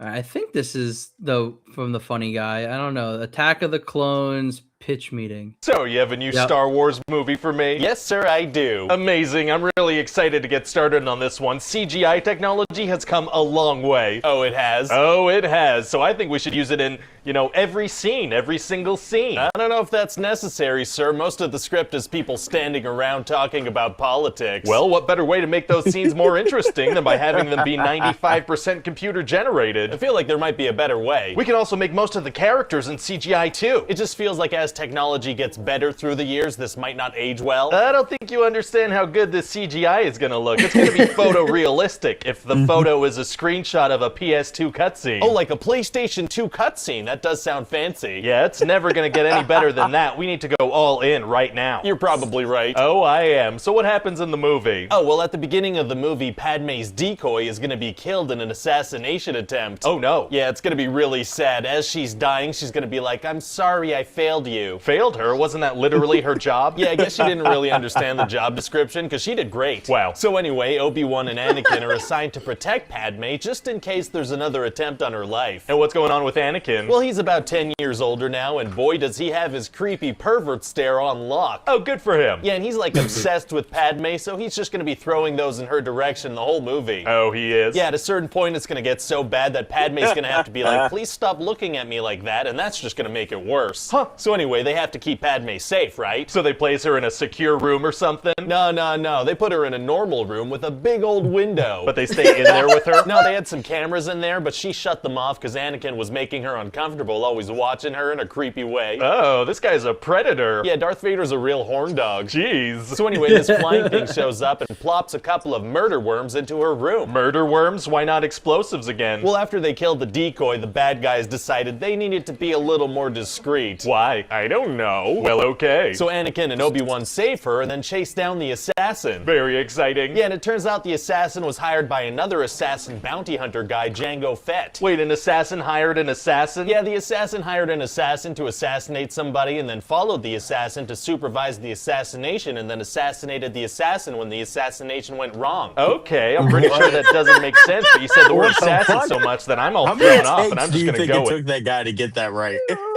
Oh my god, the perfect amount.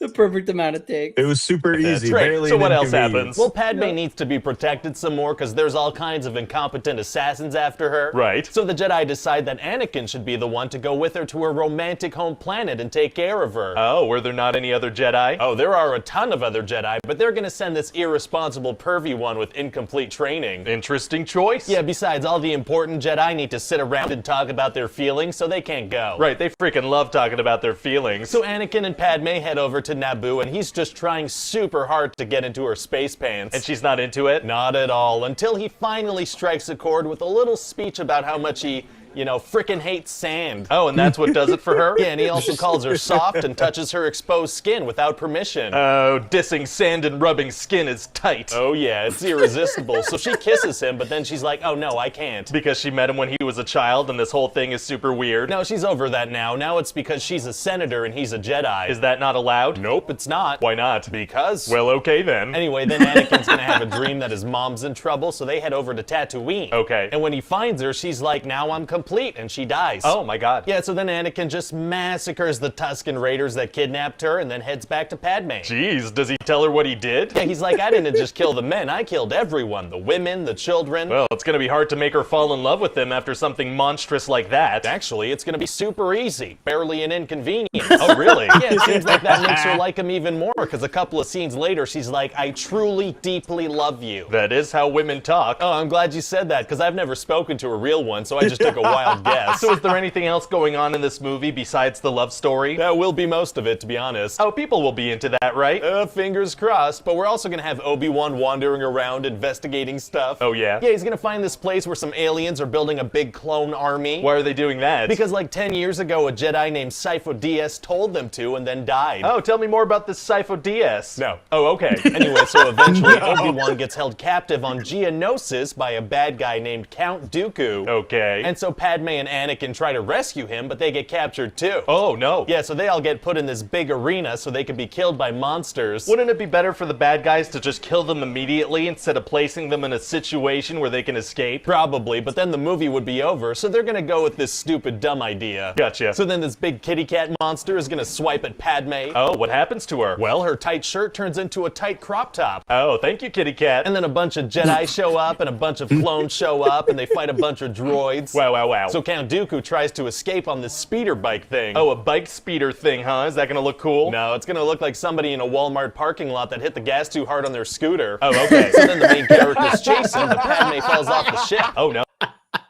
Why is Dooku catching all the strays today, bro? Dude, that is so funny. Oh my god, this is so good. I love the prequels. Oh. Yeah, so she's like, man, I gotta get to the hangar to go help them. How does she know they're going to a hangar? Unclear. Huh. So then Anakin and Obi-Wan get to the hangar and fight Dooku a little bit. It's very fun. And then Yoda... I've never actually noticed that. How the fuck did she know that they were going to the hangar? Oh, god damn it. I'm gonna have to rewatch that movie. Shows up and has a big old lightsaber fight with them. Doesn't Yoda need a cane to walk? He does, but when he's fighting, he's fully able. That doesn't make much sense. Well, do you want to see Yoda bouncing around like a pinball with a lightsaber or not? Not really. Well, it's gonna happen, so definitely get off my back about it. Okay, I'll do that. Great. Hey, how come Yoda and the Jedi couldn't detect all this dark side stuff happening this whole time? Well, the dark side of the Force was being clouded, so they couldn't see it. What was clouding it? The dark side of the Force. Anyway, then Padme and Anakin get married. Well,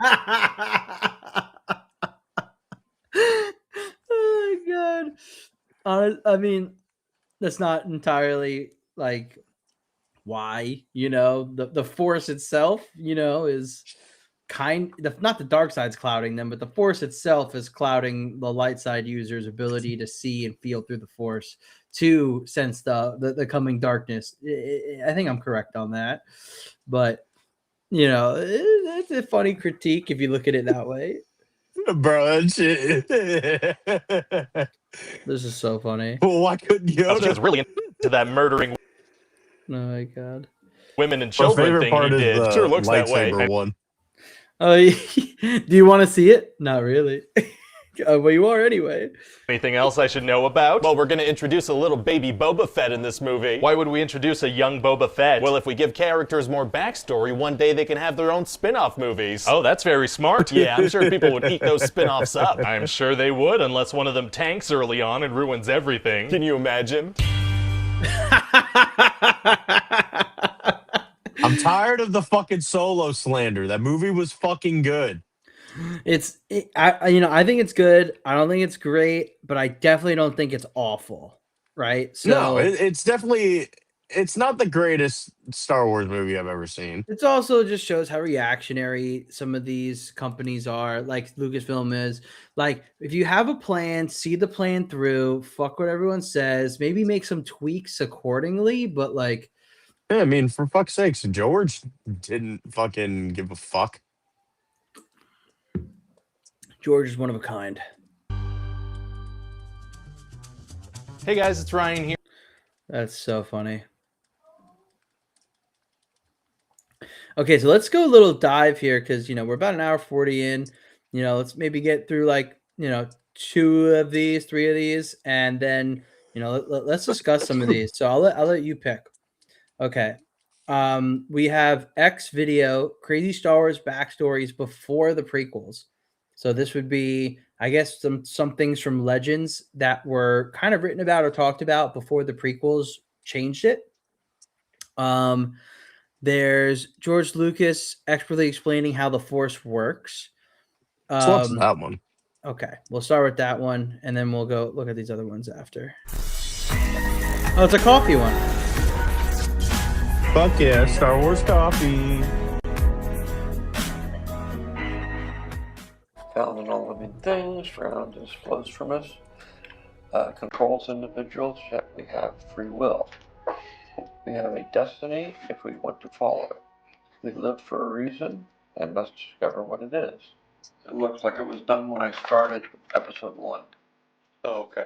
Because it looks like it's referring to episode 1. And a lot of this, like this thing about the forest, and all living things that surround us is really just a capsule of what was said in episode 5, the core of the force.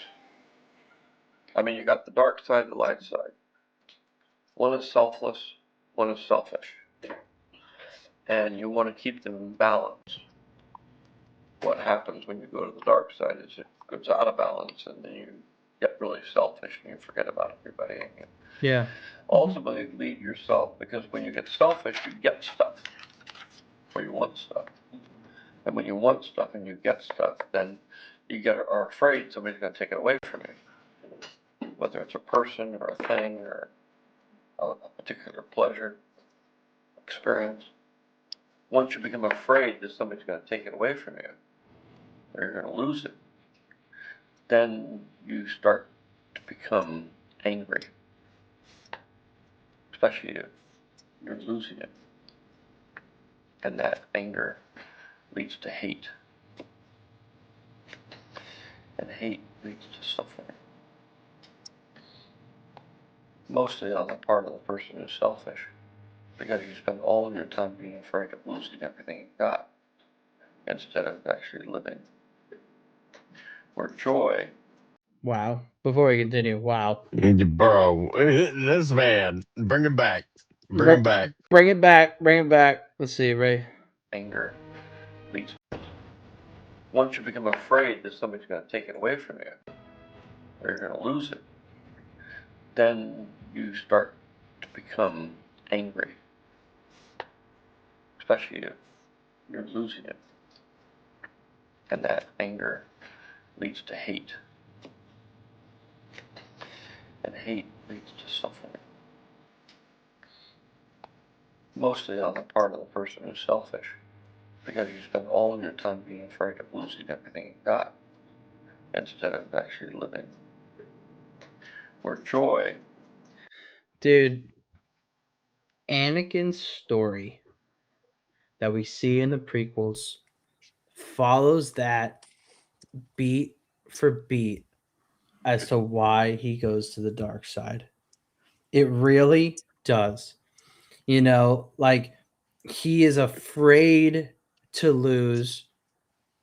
It didn't really start with his mom, right? It wasn't until after his mom died that like then it became fixated on Padme. And the fear of losing Padme, and in general, the ones he loved, right, made him angry. And that made him angry where he was like, I need to, take this anger out to make sure I don't lose anybody. And the Jedi were standing in his way. Once he understood that the Jedi potentially could have had the secrets to, one, save Padme, but also because the Jedi were in his way of being with her unabashedly, right? But like publicly. So there was that aspect of it too. And then, yeah, he's suffering. The Vader is a representation of the suffering, but he's suffering before that because he's like, oh my God, I can't lose Padme. I can't lose Padme. And because he's so afraid of losing her and all the anger I just described. So like, Anakin's story is a 1-for-1 beat of how the dark side works in corrupting and making you suffer. Now, I will say, if you look at Palpatine, especially reading the Plagueis novel, he's interesting, right? And same with Plagueis, because they don't follow that progression beat for beat, why they are dark side users, why they're so strong in the dark side. I still can't really tell exactly what Palpatine's afraid of. It seems he more just wants stuff. What do you think? Well, I'm rereading the Plagueis novel now in hopes that maybe potentially chapters 15 through 19 will actually be interesting because I live by the motto of if I want to see or hear about Palpatine's politics, I'll just watch the prequels. Because for a book that's titled Darth Plagueis, that book really follows Palpatine a little too much. But it is literally like a mirrored version of Anakin because Palpatine is manipulated into killing his family, and that's what he's afraid of. Is now he has nobody, he has nothing to turn back to except for Ego Damask. And Anakin has these visions of Padme, loses Padme, his mother, and Order 66 happens, takes out all the Jedi, and that's why he stays with Palpatine, is because he has nowhere to go. He literally has nowhere to turn to after that. So I think that's what it is Palpatine is just afraid of dying at the hands of another Force user, just like he killed his family very easily. Yeah, so like Palpatine's fear is more the fear of death, right? And the fear, and maybe the fear of being exposed. So he further has to keep doing things to, one, not die, and two, make sure nobody sees him for his crimes that he's committed. And it's like a perpetual cycle, potentially, right? So interesting. And also, yeah, like Palpatine definitely embodies more of the selfish aspect of this. Anakin, I would say, never really was super selfish in his desires like other dark side users. I mean, it's funny. Anakin kind of falls on this sword of being so selfless that it kind of horseshoes itself around where it kind of feels like he's being selfish because he's like, I don't want to lose her, right? And I want power, so then I can protect her and keep her around. Well, I mean, he was, in my opinion, he was only selfish in the end, and that was after, like so many years of doing the Jedi's bidding and this and that, and then, the whole you're on the council, but we don't grant you the rank of master. Like the motherfucker has literally risked life and limb for the Jedi. He has been so selfless as a Jedi. I mean, sure, his tactics aren't the best, and he goes against what a lot of Jedi would do, but I mean, he's one of the only Jedi that does what needs to be done. You know, he's willing to take that risk. He's willing to try to save literally everybody that he can, from civilians to his clone battalion, to his Padawan, to his former master, to random masters that don't even respect him. Yeah. And yeah, he was selfish about the Padme thing, but he kind of had to be, bro. That was the Clone Forces talked about it. That was the one thing in his life that he was actually able to somewhat be in control of.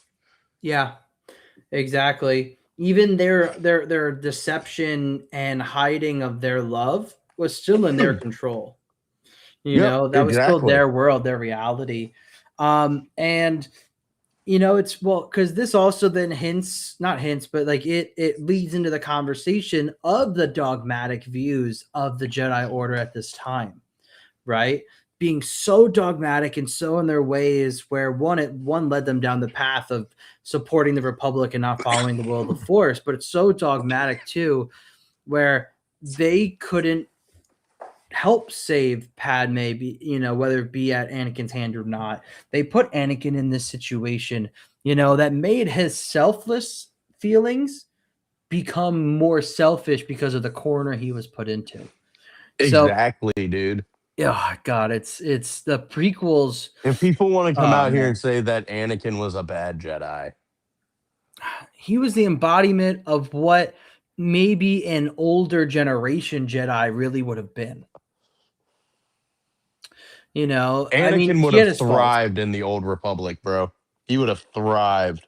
He would have thrived. I mean, of course, he does have his faults. At the end of the day, he does make these mistakes that are so grave. It actually puts the entire galaxy in turmoil for 20 years. Like there is things he fucked up on. That's why the video we watched earlier, if Anakin was smart, right? Like if he was a little smarter, it would have played out better. Me and you talked about it. My favorite movie reviewer, Jeremy Johns, reviewed the prequels years ago, and he said it. We talked about it. Anakin, like when Palpatine said, like, "Oh, you know, the power to cheat death was only known by one. Together, we can figure it out." That's when Anakin should have been like, "Yeah, I'm gonna come up with some bullshit ass lie about how I came in at the very last second. I saw you throw Mace Windu out the window, and I had to kill you. And that's the story I'm going to tell the Jedi as I sit upon the council chamber as a master, like I should be." And like, yeah, that's honestly what Anakin should have done in that moment. Like he should have. I mean, I'm sure the Jedi would have saw through his fucking lie, but that's what he should have done in that moment. Well, yeah, I mean, you saved the galaxy from the most deceptive force ever, which was Chancellor Palpatine, you know, and you end up making the right choice. But then sure, he's going to have to face some sort of, you know, crime. Like he has to face Anakin some wanted sort of to leave the punishment order for killing Mace Windu. Yeah. Yeah. Well, I mean, I'm even talking about before that, like, right? Like before he goes to Palpatine's chamber. You know, like Base is like, wait here, wait in the Jedi Council chambers. But that fear of loss, Don't even get me started, because every time I rewatch that fucking movie, I'm like, I stay hope that he stays in the fucking council chambers, and he never does. Oh God, I'm the same way. I'm like, stay, and then he never does. And it's like, but that fear of loss, that's where the dark side was like, I have you. And it just clicked. And it's like, I have to go see what happens and stop what's going to happen. And it just, oh God. It's so bad. Thing that I love that the movie did that I honestly don't remember it being in the book. I love Palpatine like speaking through the Force to Anakin while he's sitting in the council chambers, and he's like, "You know what will happen, don't you? You know they're going to kill me, and with me, the secret to saving Padme goes too." Like I don't think that's in the book. And that's something they did in the movie, and I fucking love it. I absolutely love it, bro. Because it's like you said, it's like that it's that fear of loss of Padme and Palpatine. And even in the book, when Mace goes to strike down Palpatine, like his inner thoughts aren't, "Oh my God, Mace is gonna kill Palpatine." It's, "Oh my God, Mace is about to kill Padme." So yeah, because I think Anakin is smart enough where he's like, "Fuck, Jedi were actually right about Palpatine, and Palpatine lied to me and manipulated me." Well, I mean, you've been reading the book too, and have you gotten to the part where it even takes him like a couple hours to convince Anakin to even fucking take him up on his offer? Oh yeah, no, like it's not like an easy thing for Anakin. Anakin knows that following Palpatine is wrong, right? So like Anakin for that second it's not out of his loyalty to Palpatine anymore. I think once he discovers he's the Sith Lord, Anakin really is like, "Fuck this guy," But like once he cuts Mace Windu's arm off, that's what starts that whole cycle of, "Fuck, I can't turn back." Oh yeah, well he's put in a corner. I have nowhere to go after this. He's put in a corner. Yeah, and because now before it would be, "Oh, I'm not just gonna get kicked out of the order," right? It's like I have to to face legal repercussions of assisting kill a fucking Jedi. Yeah, and also, but at the same time, he probably could have played the whole manipulative thing, but Palpatine's not alive to prove that right or wrong. So it's the fucking legality of the Star Wars universe is very, very intricate, and I actually kind of want to see repercussions of stuff. No, it would be really cool. But hey, let's move on to like one or two more videos because we're getting close to that 2-hour mark. I want to watch this one. I'd never watched this one. 6 minutes. The prequels are the best Star Wars trilogy, right? Obviously, highly debated topic. But, let's see if you and I actually agree with this, or we're still going to be, you and I are very realistic. We understand, I think from a storytelling perspective, like an overall story, the prequels are absolutely amazing. And from maybe some of a technical perspective with how the movie was made, the effects for the time, as well as the way it was filmed, I think also very good if we look at it in that perspective. Dialogue, obviously, not that great. Not George's strong suit. The book is way better with it. And choreography-wise, fantastic. But yeah, people are finding always holes in the prequels, but I think I want to watch the prequels are the best Star Wars trilogy, and then I think we should watch the Critical Drinkers video, Revenge of the Sith humiliates Disney Star Wars, and then maybe another time, maybe our next episode, right? I would love to go into this. Filoni explains the genius of the prequels, and then also though at the same time pair that up with Star Wars plot holes caused by the prequels, and wait, the prequels are good now. Because there's so much we can talk about the prequels.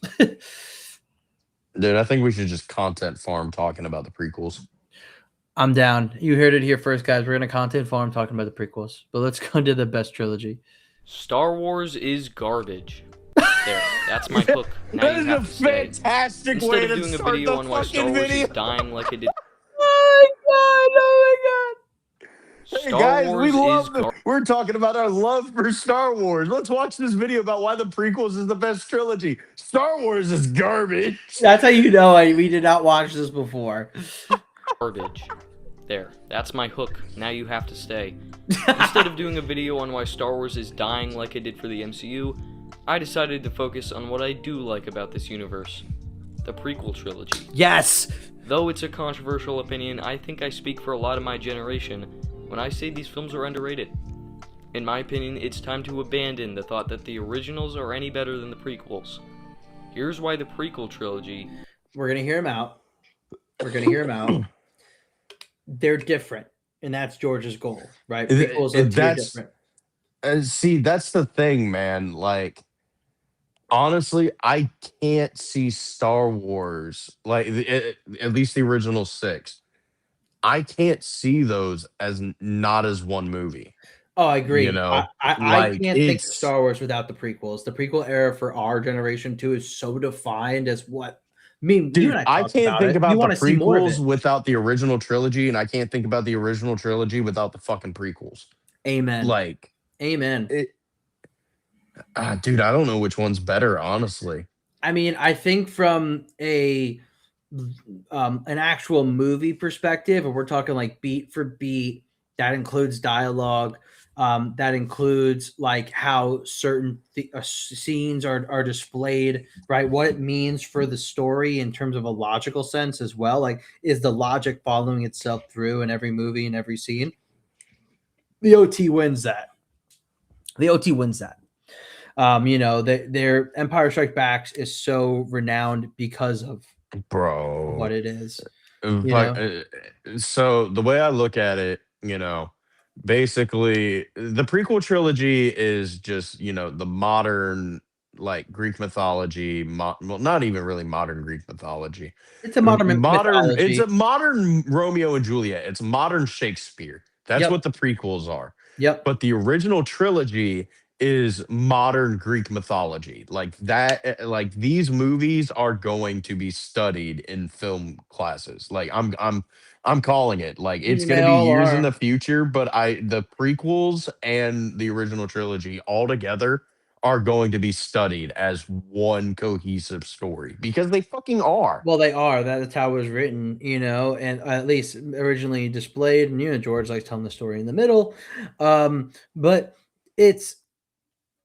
the prequels are, well, there's so much. They're modern Romeo and Juliet. They're modern political dramas, showing how what's the word I'm looking for here? How people forego their freedoms for the sake of security, and that gives rise to a totalitarian dictatorship state, right? And as I said earlier in the stream, that is a human history event that happens multiple times around the world, right?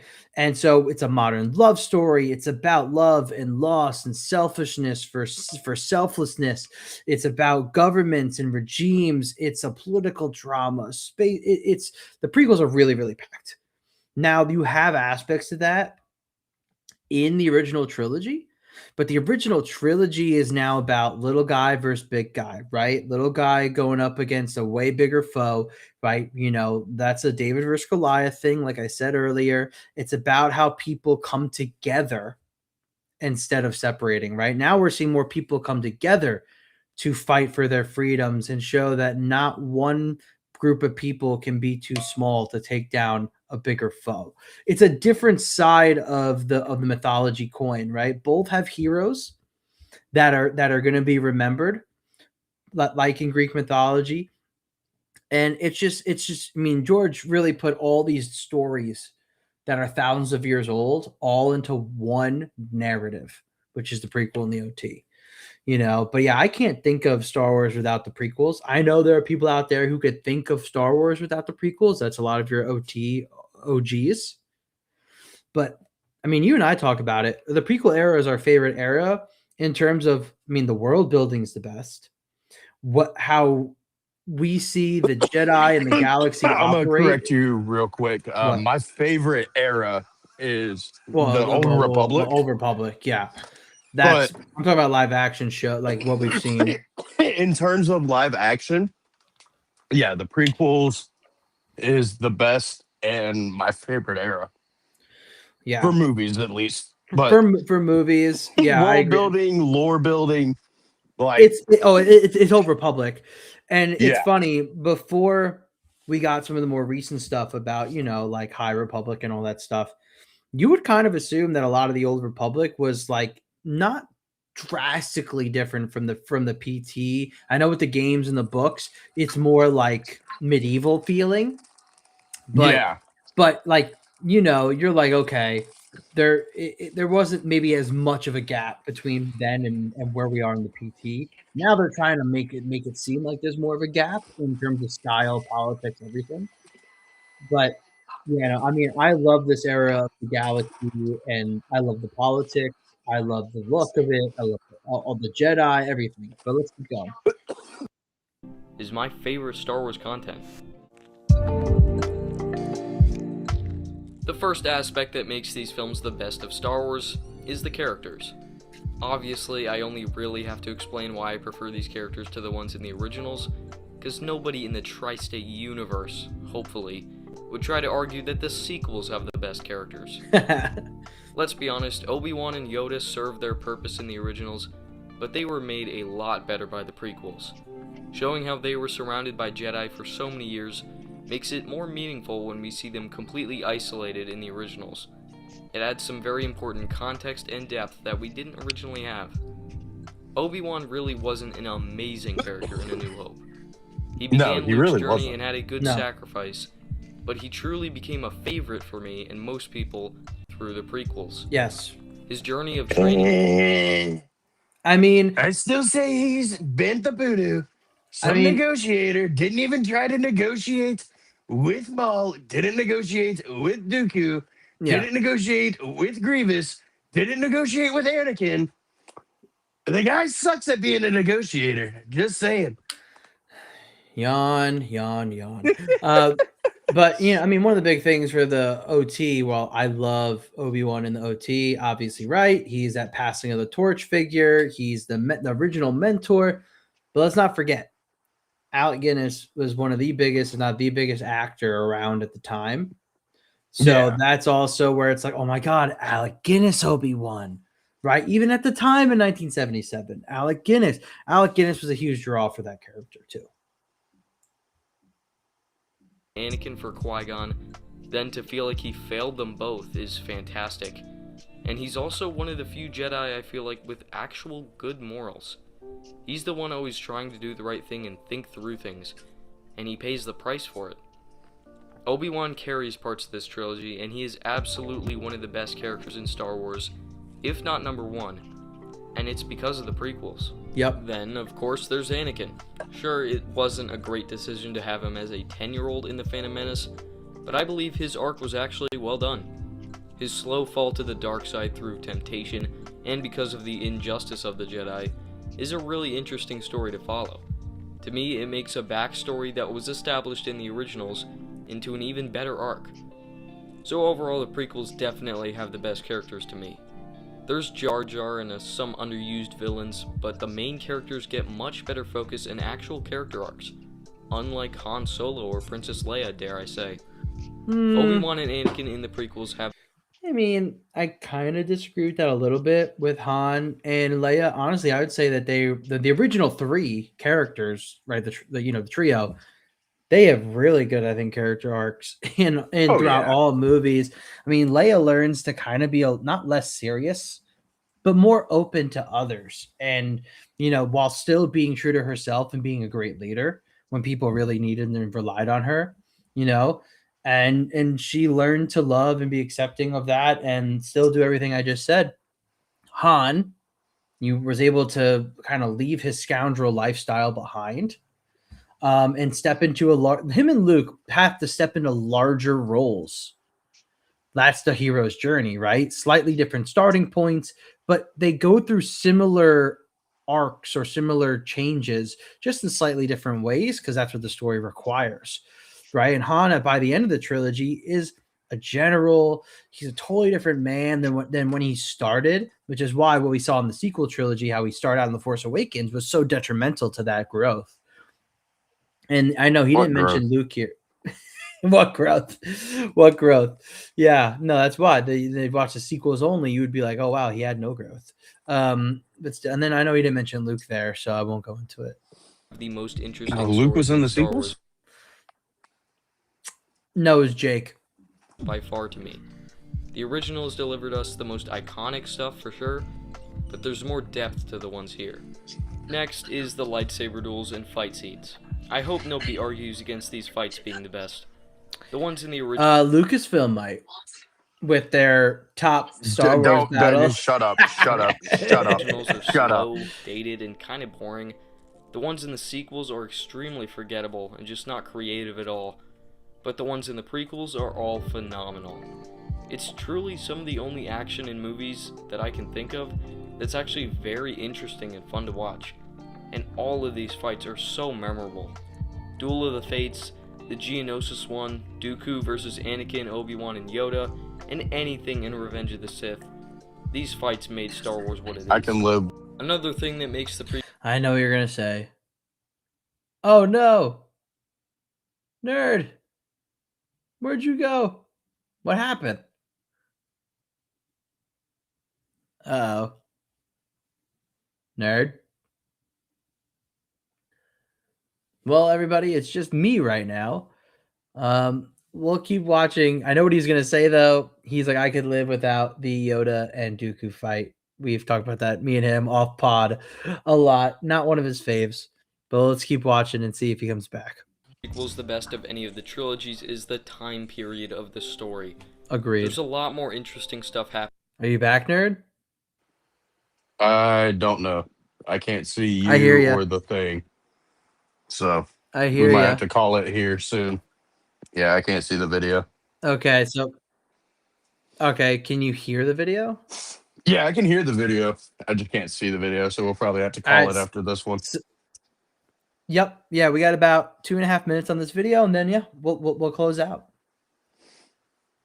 Happening the Republic, Separatists, the Jedi Council. Yeah, I'll go and back a little bit for you, because he's saying how now the reason is the time period's the best.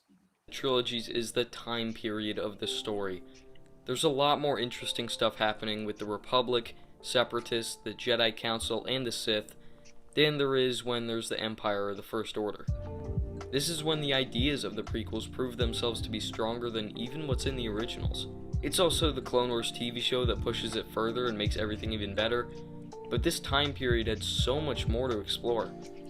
The way that the Republic is corrupted, that the Separatists think they're the good guys, the flaws with the Jedi, and everything secretly being controlled by Palpatine, it's fantastic. In the rest of Star Wars, it's a very clear good versus evil, which honestly got kind of boring compared to this and the Clone Wars. Adding on to that is the world building. When I was rewatching the original trilogy, it surprised me how little it showed of how this world works. They tell us the Empire is in control, but we don't see what difference that makes to any normal person's life. That's when I realized I liked the world of Star Wars, all because of the prequel trilogy. The world building that The Phantom Menace does is some of the best to me. We really get a clear idea of how things work in this galaxy, and it's great to learn about the Force and how people see the Jedi. Again, the time period in the world of the prequels is made with so much creativity that it makes any story set there the best of Star Wars in my opinion. It may have been pretty odd for the fans of the originals when it came out, but really this is Star Wars to me.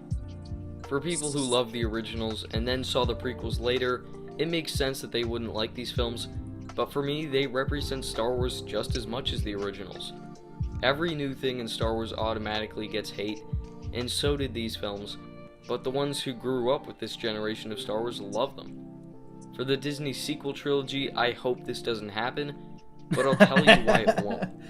The prequels add so much to the world and make the originals better as a whole, while the sequels only ruin and tear down the previous trilogies. So my overall point is, it's time to accept that the prequels should be just as loved by Star Wars fans as the originals. This is my favorite Star Wars trilogy, and that's okay. Because when seeing the current state of a franchise like Star Wars, it's important to look back at projects made from passion like the prequels. Yep. What we have now is a lot of effortless, dry cash grabs from Disney, which may be technically better in some ways, but the prequels understand this universe and added to it in a valuable way. They should be appreciated more. Alright, I like that video. I'm gonna give it a like. Movie Micah, okay. First video I've seen by Movie Micah, but really cool, man. Anything from those last few points that you want to talk about? Not really. It's pretty spot on, right? That's what I think. Yeah, I mean, I think he's so right. I mean, obviously, Fuck the yeah. sequels. Yeah, F the sequels. Of course, right? I know OT fans who are diehard OT fans. I think everyone does this, and we see it now with modern Star Wars too. You have an idea in your head what it might look like or be like, and it's not that. But I like what he says that the prequels understand the universe it's in better, right? I think it does complement. It really does. Yeah, it does. You know, I want to talk to a diehard OT fan who grew up with it, like who can really tell me like what from a world building and look standpoint they didn't like about the prequels and how it went against what they thought. Dude, we will get OTT on here. Original Trilogy Talk, a great Star Wars YouTuber and friend that I met at Rebel ScumCon. All he does is talk about the original trilogy, obviously, because his name is Original Trilogy Talks. Yeah, and what we should do is I would love to watch the 10 Star Wars plot holes caused by the prequels with OTT. You know, dude, I'll message him. We'll set this up. Let's set it up. Let's do that, and then also we can watch with him as well. Let's see. There's another one on here that we could do together. Oh yeah, the one with Eckhart's Ladder, right? What the backstory for some things was before the prequels. I know Eck is a huge Legends fan, which isn't really OTT's preference, but I think that's where us and OTT could discuss then, okay, this is what Legends was saying some of the background was. How does that play into how we feel about the OT and how we feel about what the prequels ended up doing?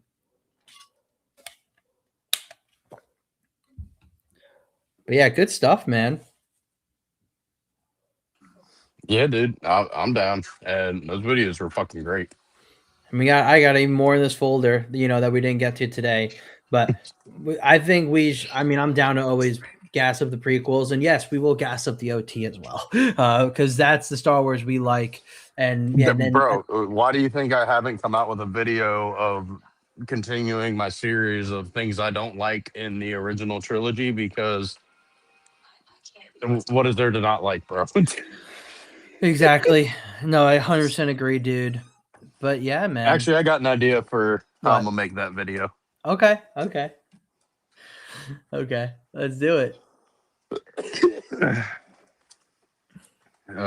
Well, I think that pretty much does it because I can't see Outer Rim or any of the other videos that he's got planned. Shout out to Paula and the other 2 people that were watching throughout the entire stream. Thank you guys so much.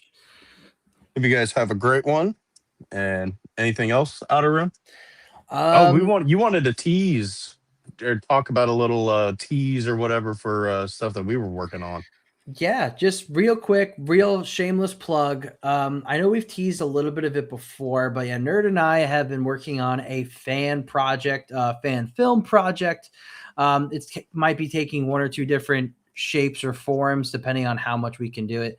But yeah, we feel that like others, Star Wars is going to be maybe best in the hands of its fans who can be creators and not as much maybe Lucasfilm or Disney. I think it's safe to say with the AI wave, Nerd, do we feel comfortable telling them, what we're doing with our fan film from a concept, or do we still want to kind of keep that to the chest? Well, let's not get anybody's hopes up about it being a fan film just yet. Yeah. That's why that is the ultimate goal. But animated until we get it animated, we are working on a nice little 2D Clone Wars style project that takes place 7 years after. Did we say 6 or 7? It's like 6. Oh god. Oh, it's between 5 or 7 years after the rise of the Empire. And do we want to drop characters? We'll say this. It's a combination of a beloved character originally from the prequel era, maybe somebody we kind of went over some stuff with today, as well as pulling from a probably the most famous or notable or liked Disney era character. Um, which says a lot about how we feel about the strength of our project that we think you guys are gonna love. As we said, idea is fan film animated, 2D Clone Wars art style, the whole 9 yards. We have our voice actor. We're going to be scoring this thing. We think it's going to be around 15, maybe 20 minutes in length total. We've a fantastic screenplay that we wrote, as well as we're putting money behind this project. But I think one thing I could also say is if we can't find an animator, we are dabbling this idea of where we'll make it more like an audio book, an audio experience, something that we might do a lot going forward with other ideas we have, kind of like some of the what if ideas we talked about earlier. Anakin versus the 501st, right? Or something like that. We want to make more stuff for you guys in the Star Wars community because we're so passionate and knowledgeable, and we really think are going to be able to satisfy people with what we have. We got Route to Mandalore in the chat. Nice. What up, Wom? But yeah, that's it, man. Anything coming out on the channel that's coming up soon? I guess a little bit of comic book reviews. Like I said, I've been reading the Republic comics. Shout out to JT Lovecraft for constantly talking about those. Because I finally decided to start reading them. Yes, and they're actually really good. I started reading the Old Republic comics, which seems to have been like there's different sections. There's the Old Republic, which is the video game comics, which is basically like the books that I've been reading's comic adaptations. And then there's the Knights of the Old Republic comic run that I'm going to be starting. That's a big fucking issue run. It's like 50, 55 issues. It's fucking insane. I mean, Republic is like 86 issues. Wow. So there's going to be a lot of comic book videos on the channel soon. Sweet. Well, I would love to watch those. I can't wait to see them. Definitely send me some stuff where you're getting the comic stuff. Because I would love to read some of those as well. Maybe we can both talk a little bit about it. And then for my channel, I'm going to be clipping some stuff from here to put out. Definitely going to be finishing up some more conversations around future Star Wars, Filoni, maybe doing some breakdowns on that, as well as just going to still be working on some more video essay topics I have. And then as we get closer throughout this, year with stuff, I'm going to be dropping more stuff in regards to Ahsoka, and then just hopefully we'll do another one of these streams in about 4 weeks. So that's all I got, really. Just trying to put out videos, more than one in a month. I'm trying to do one every like 2.5 weeks. Sorry, life's just been crazy and super busy outside of YouTube. Yeah, he's just making excuses, y'all. You don't say that.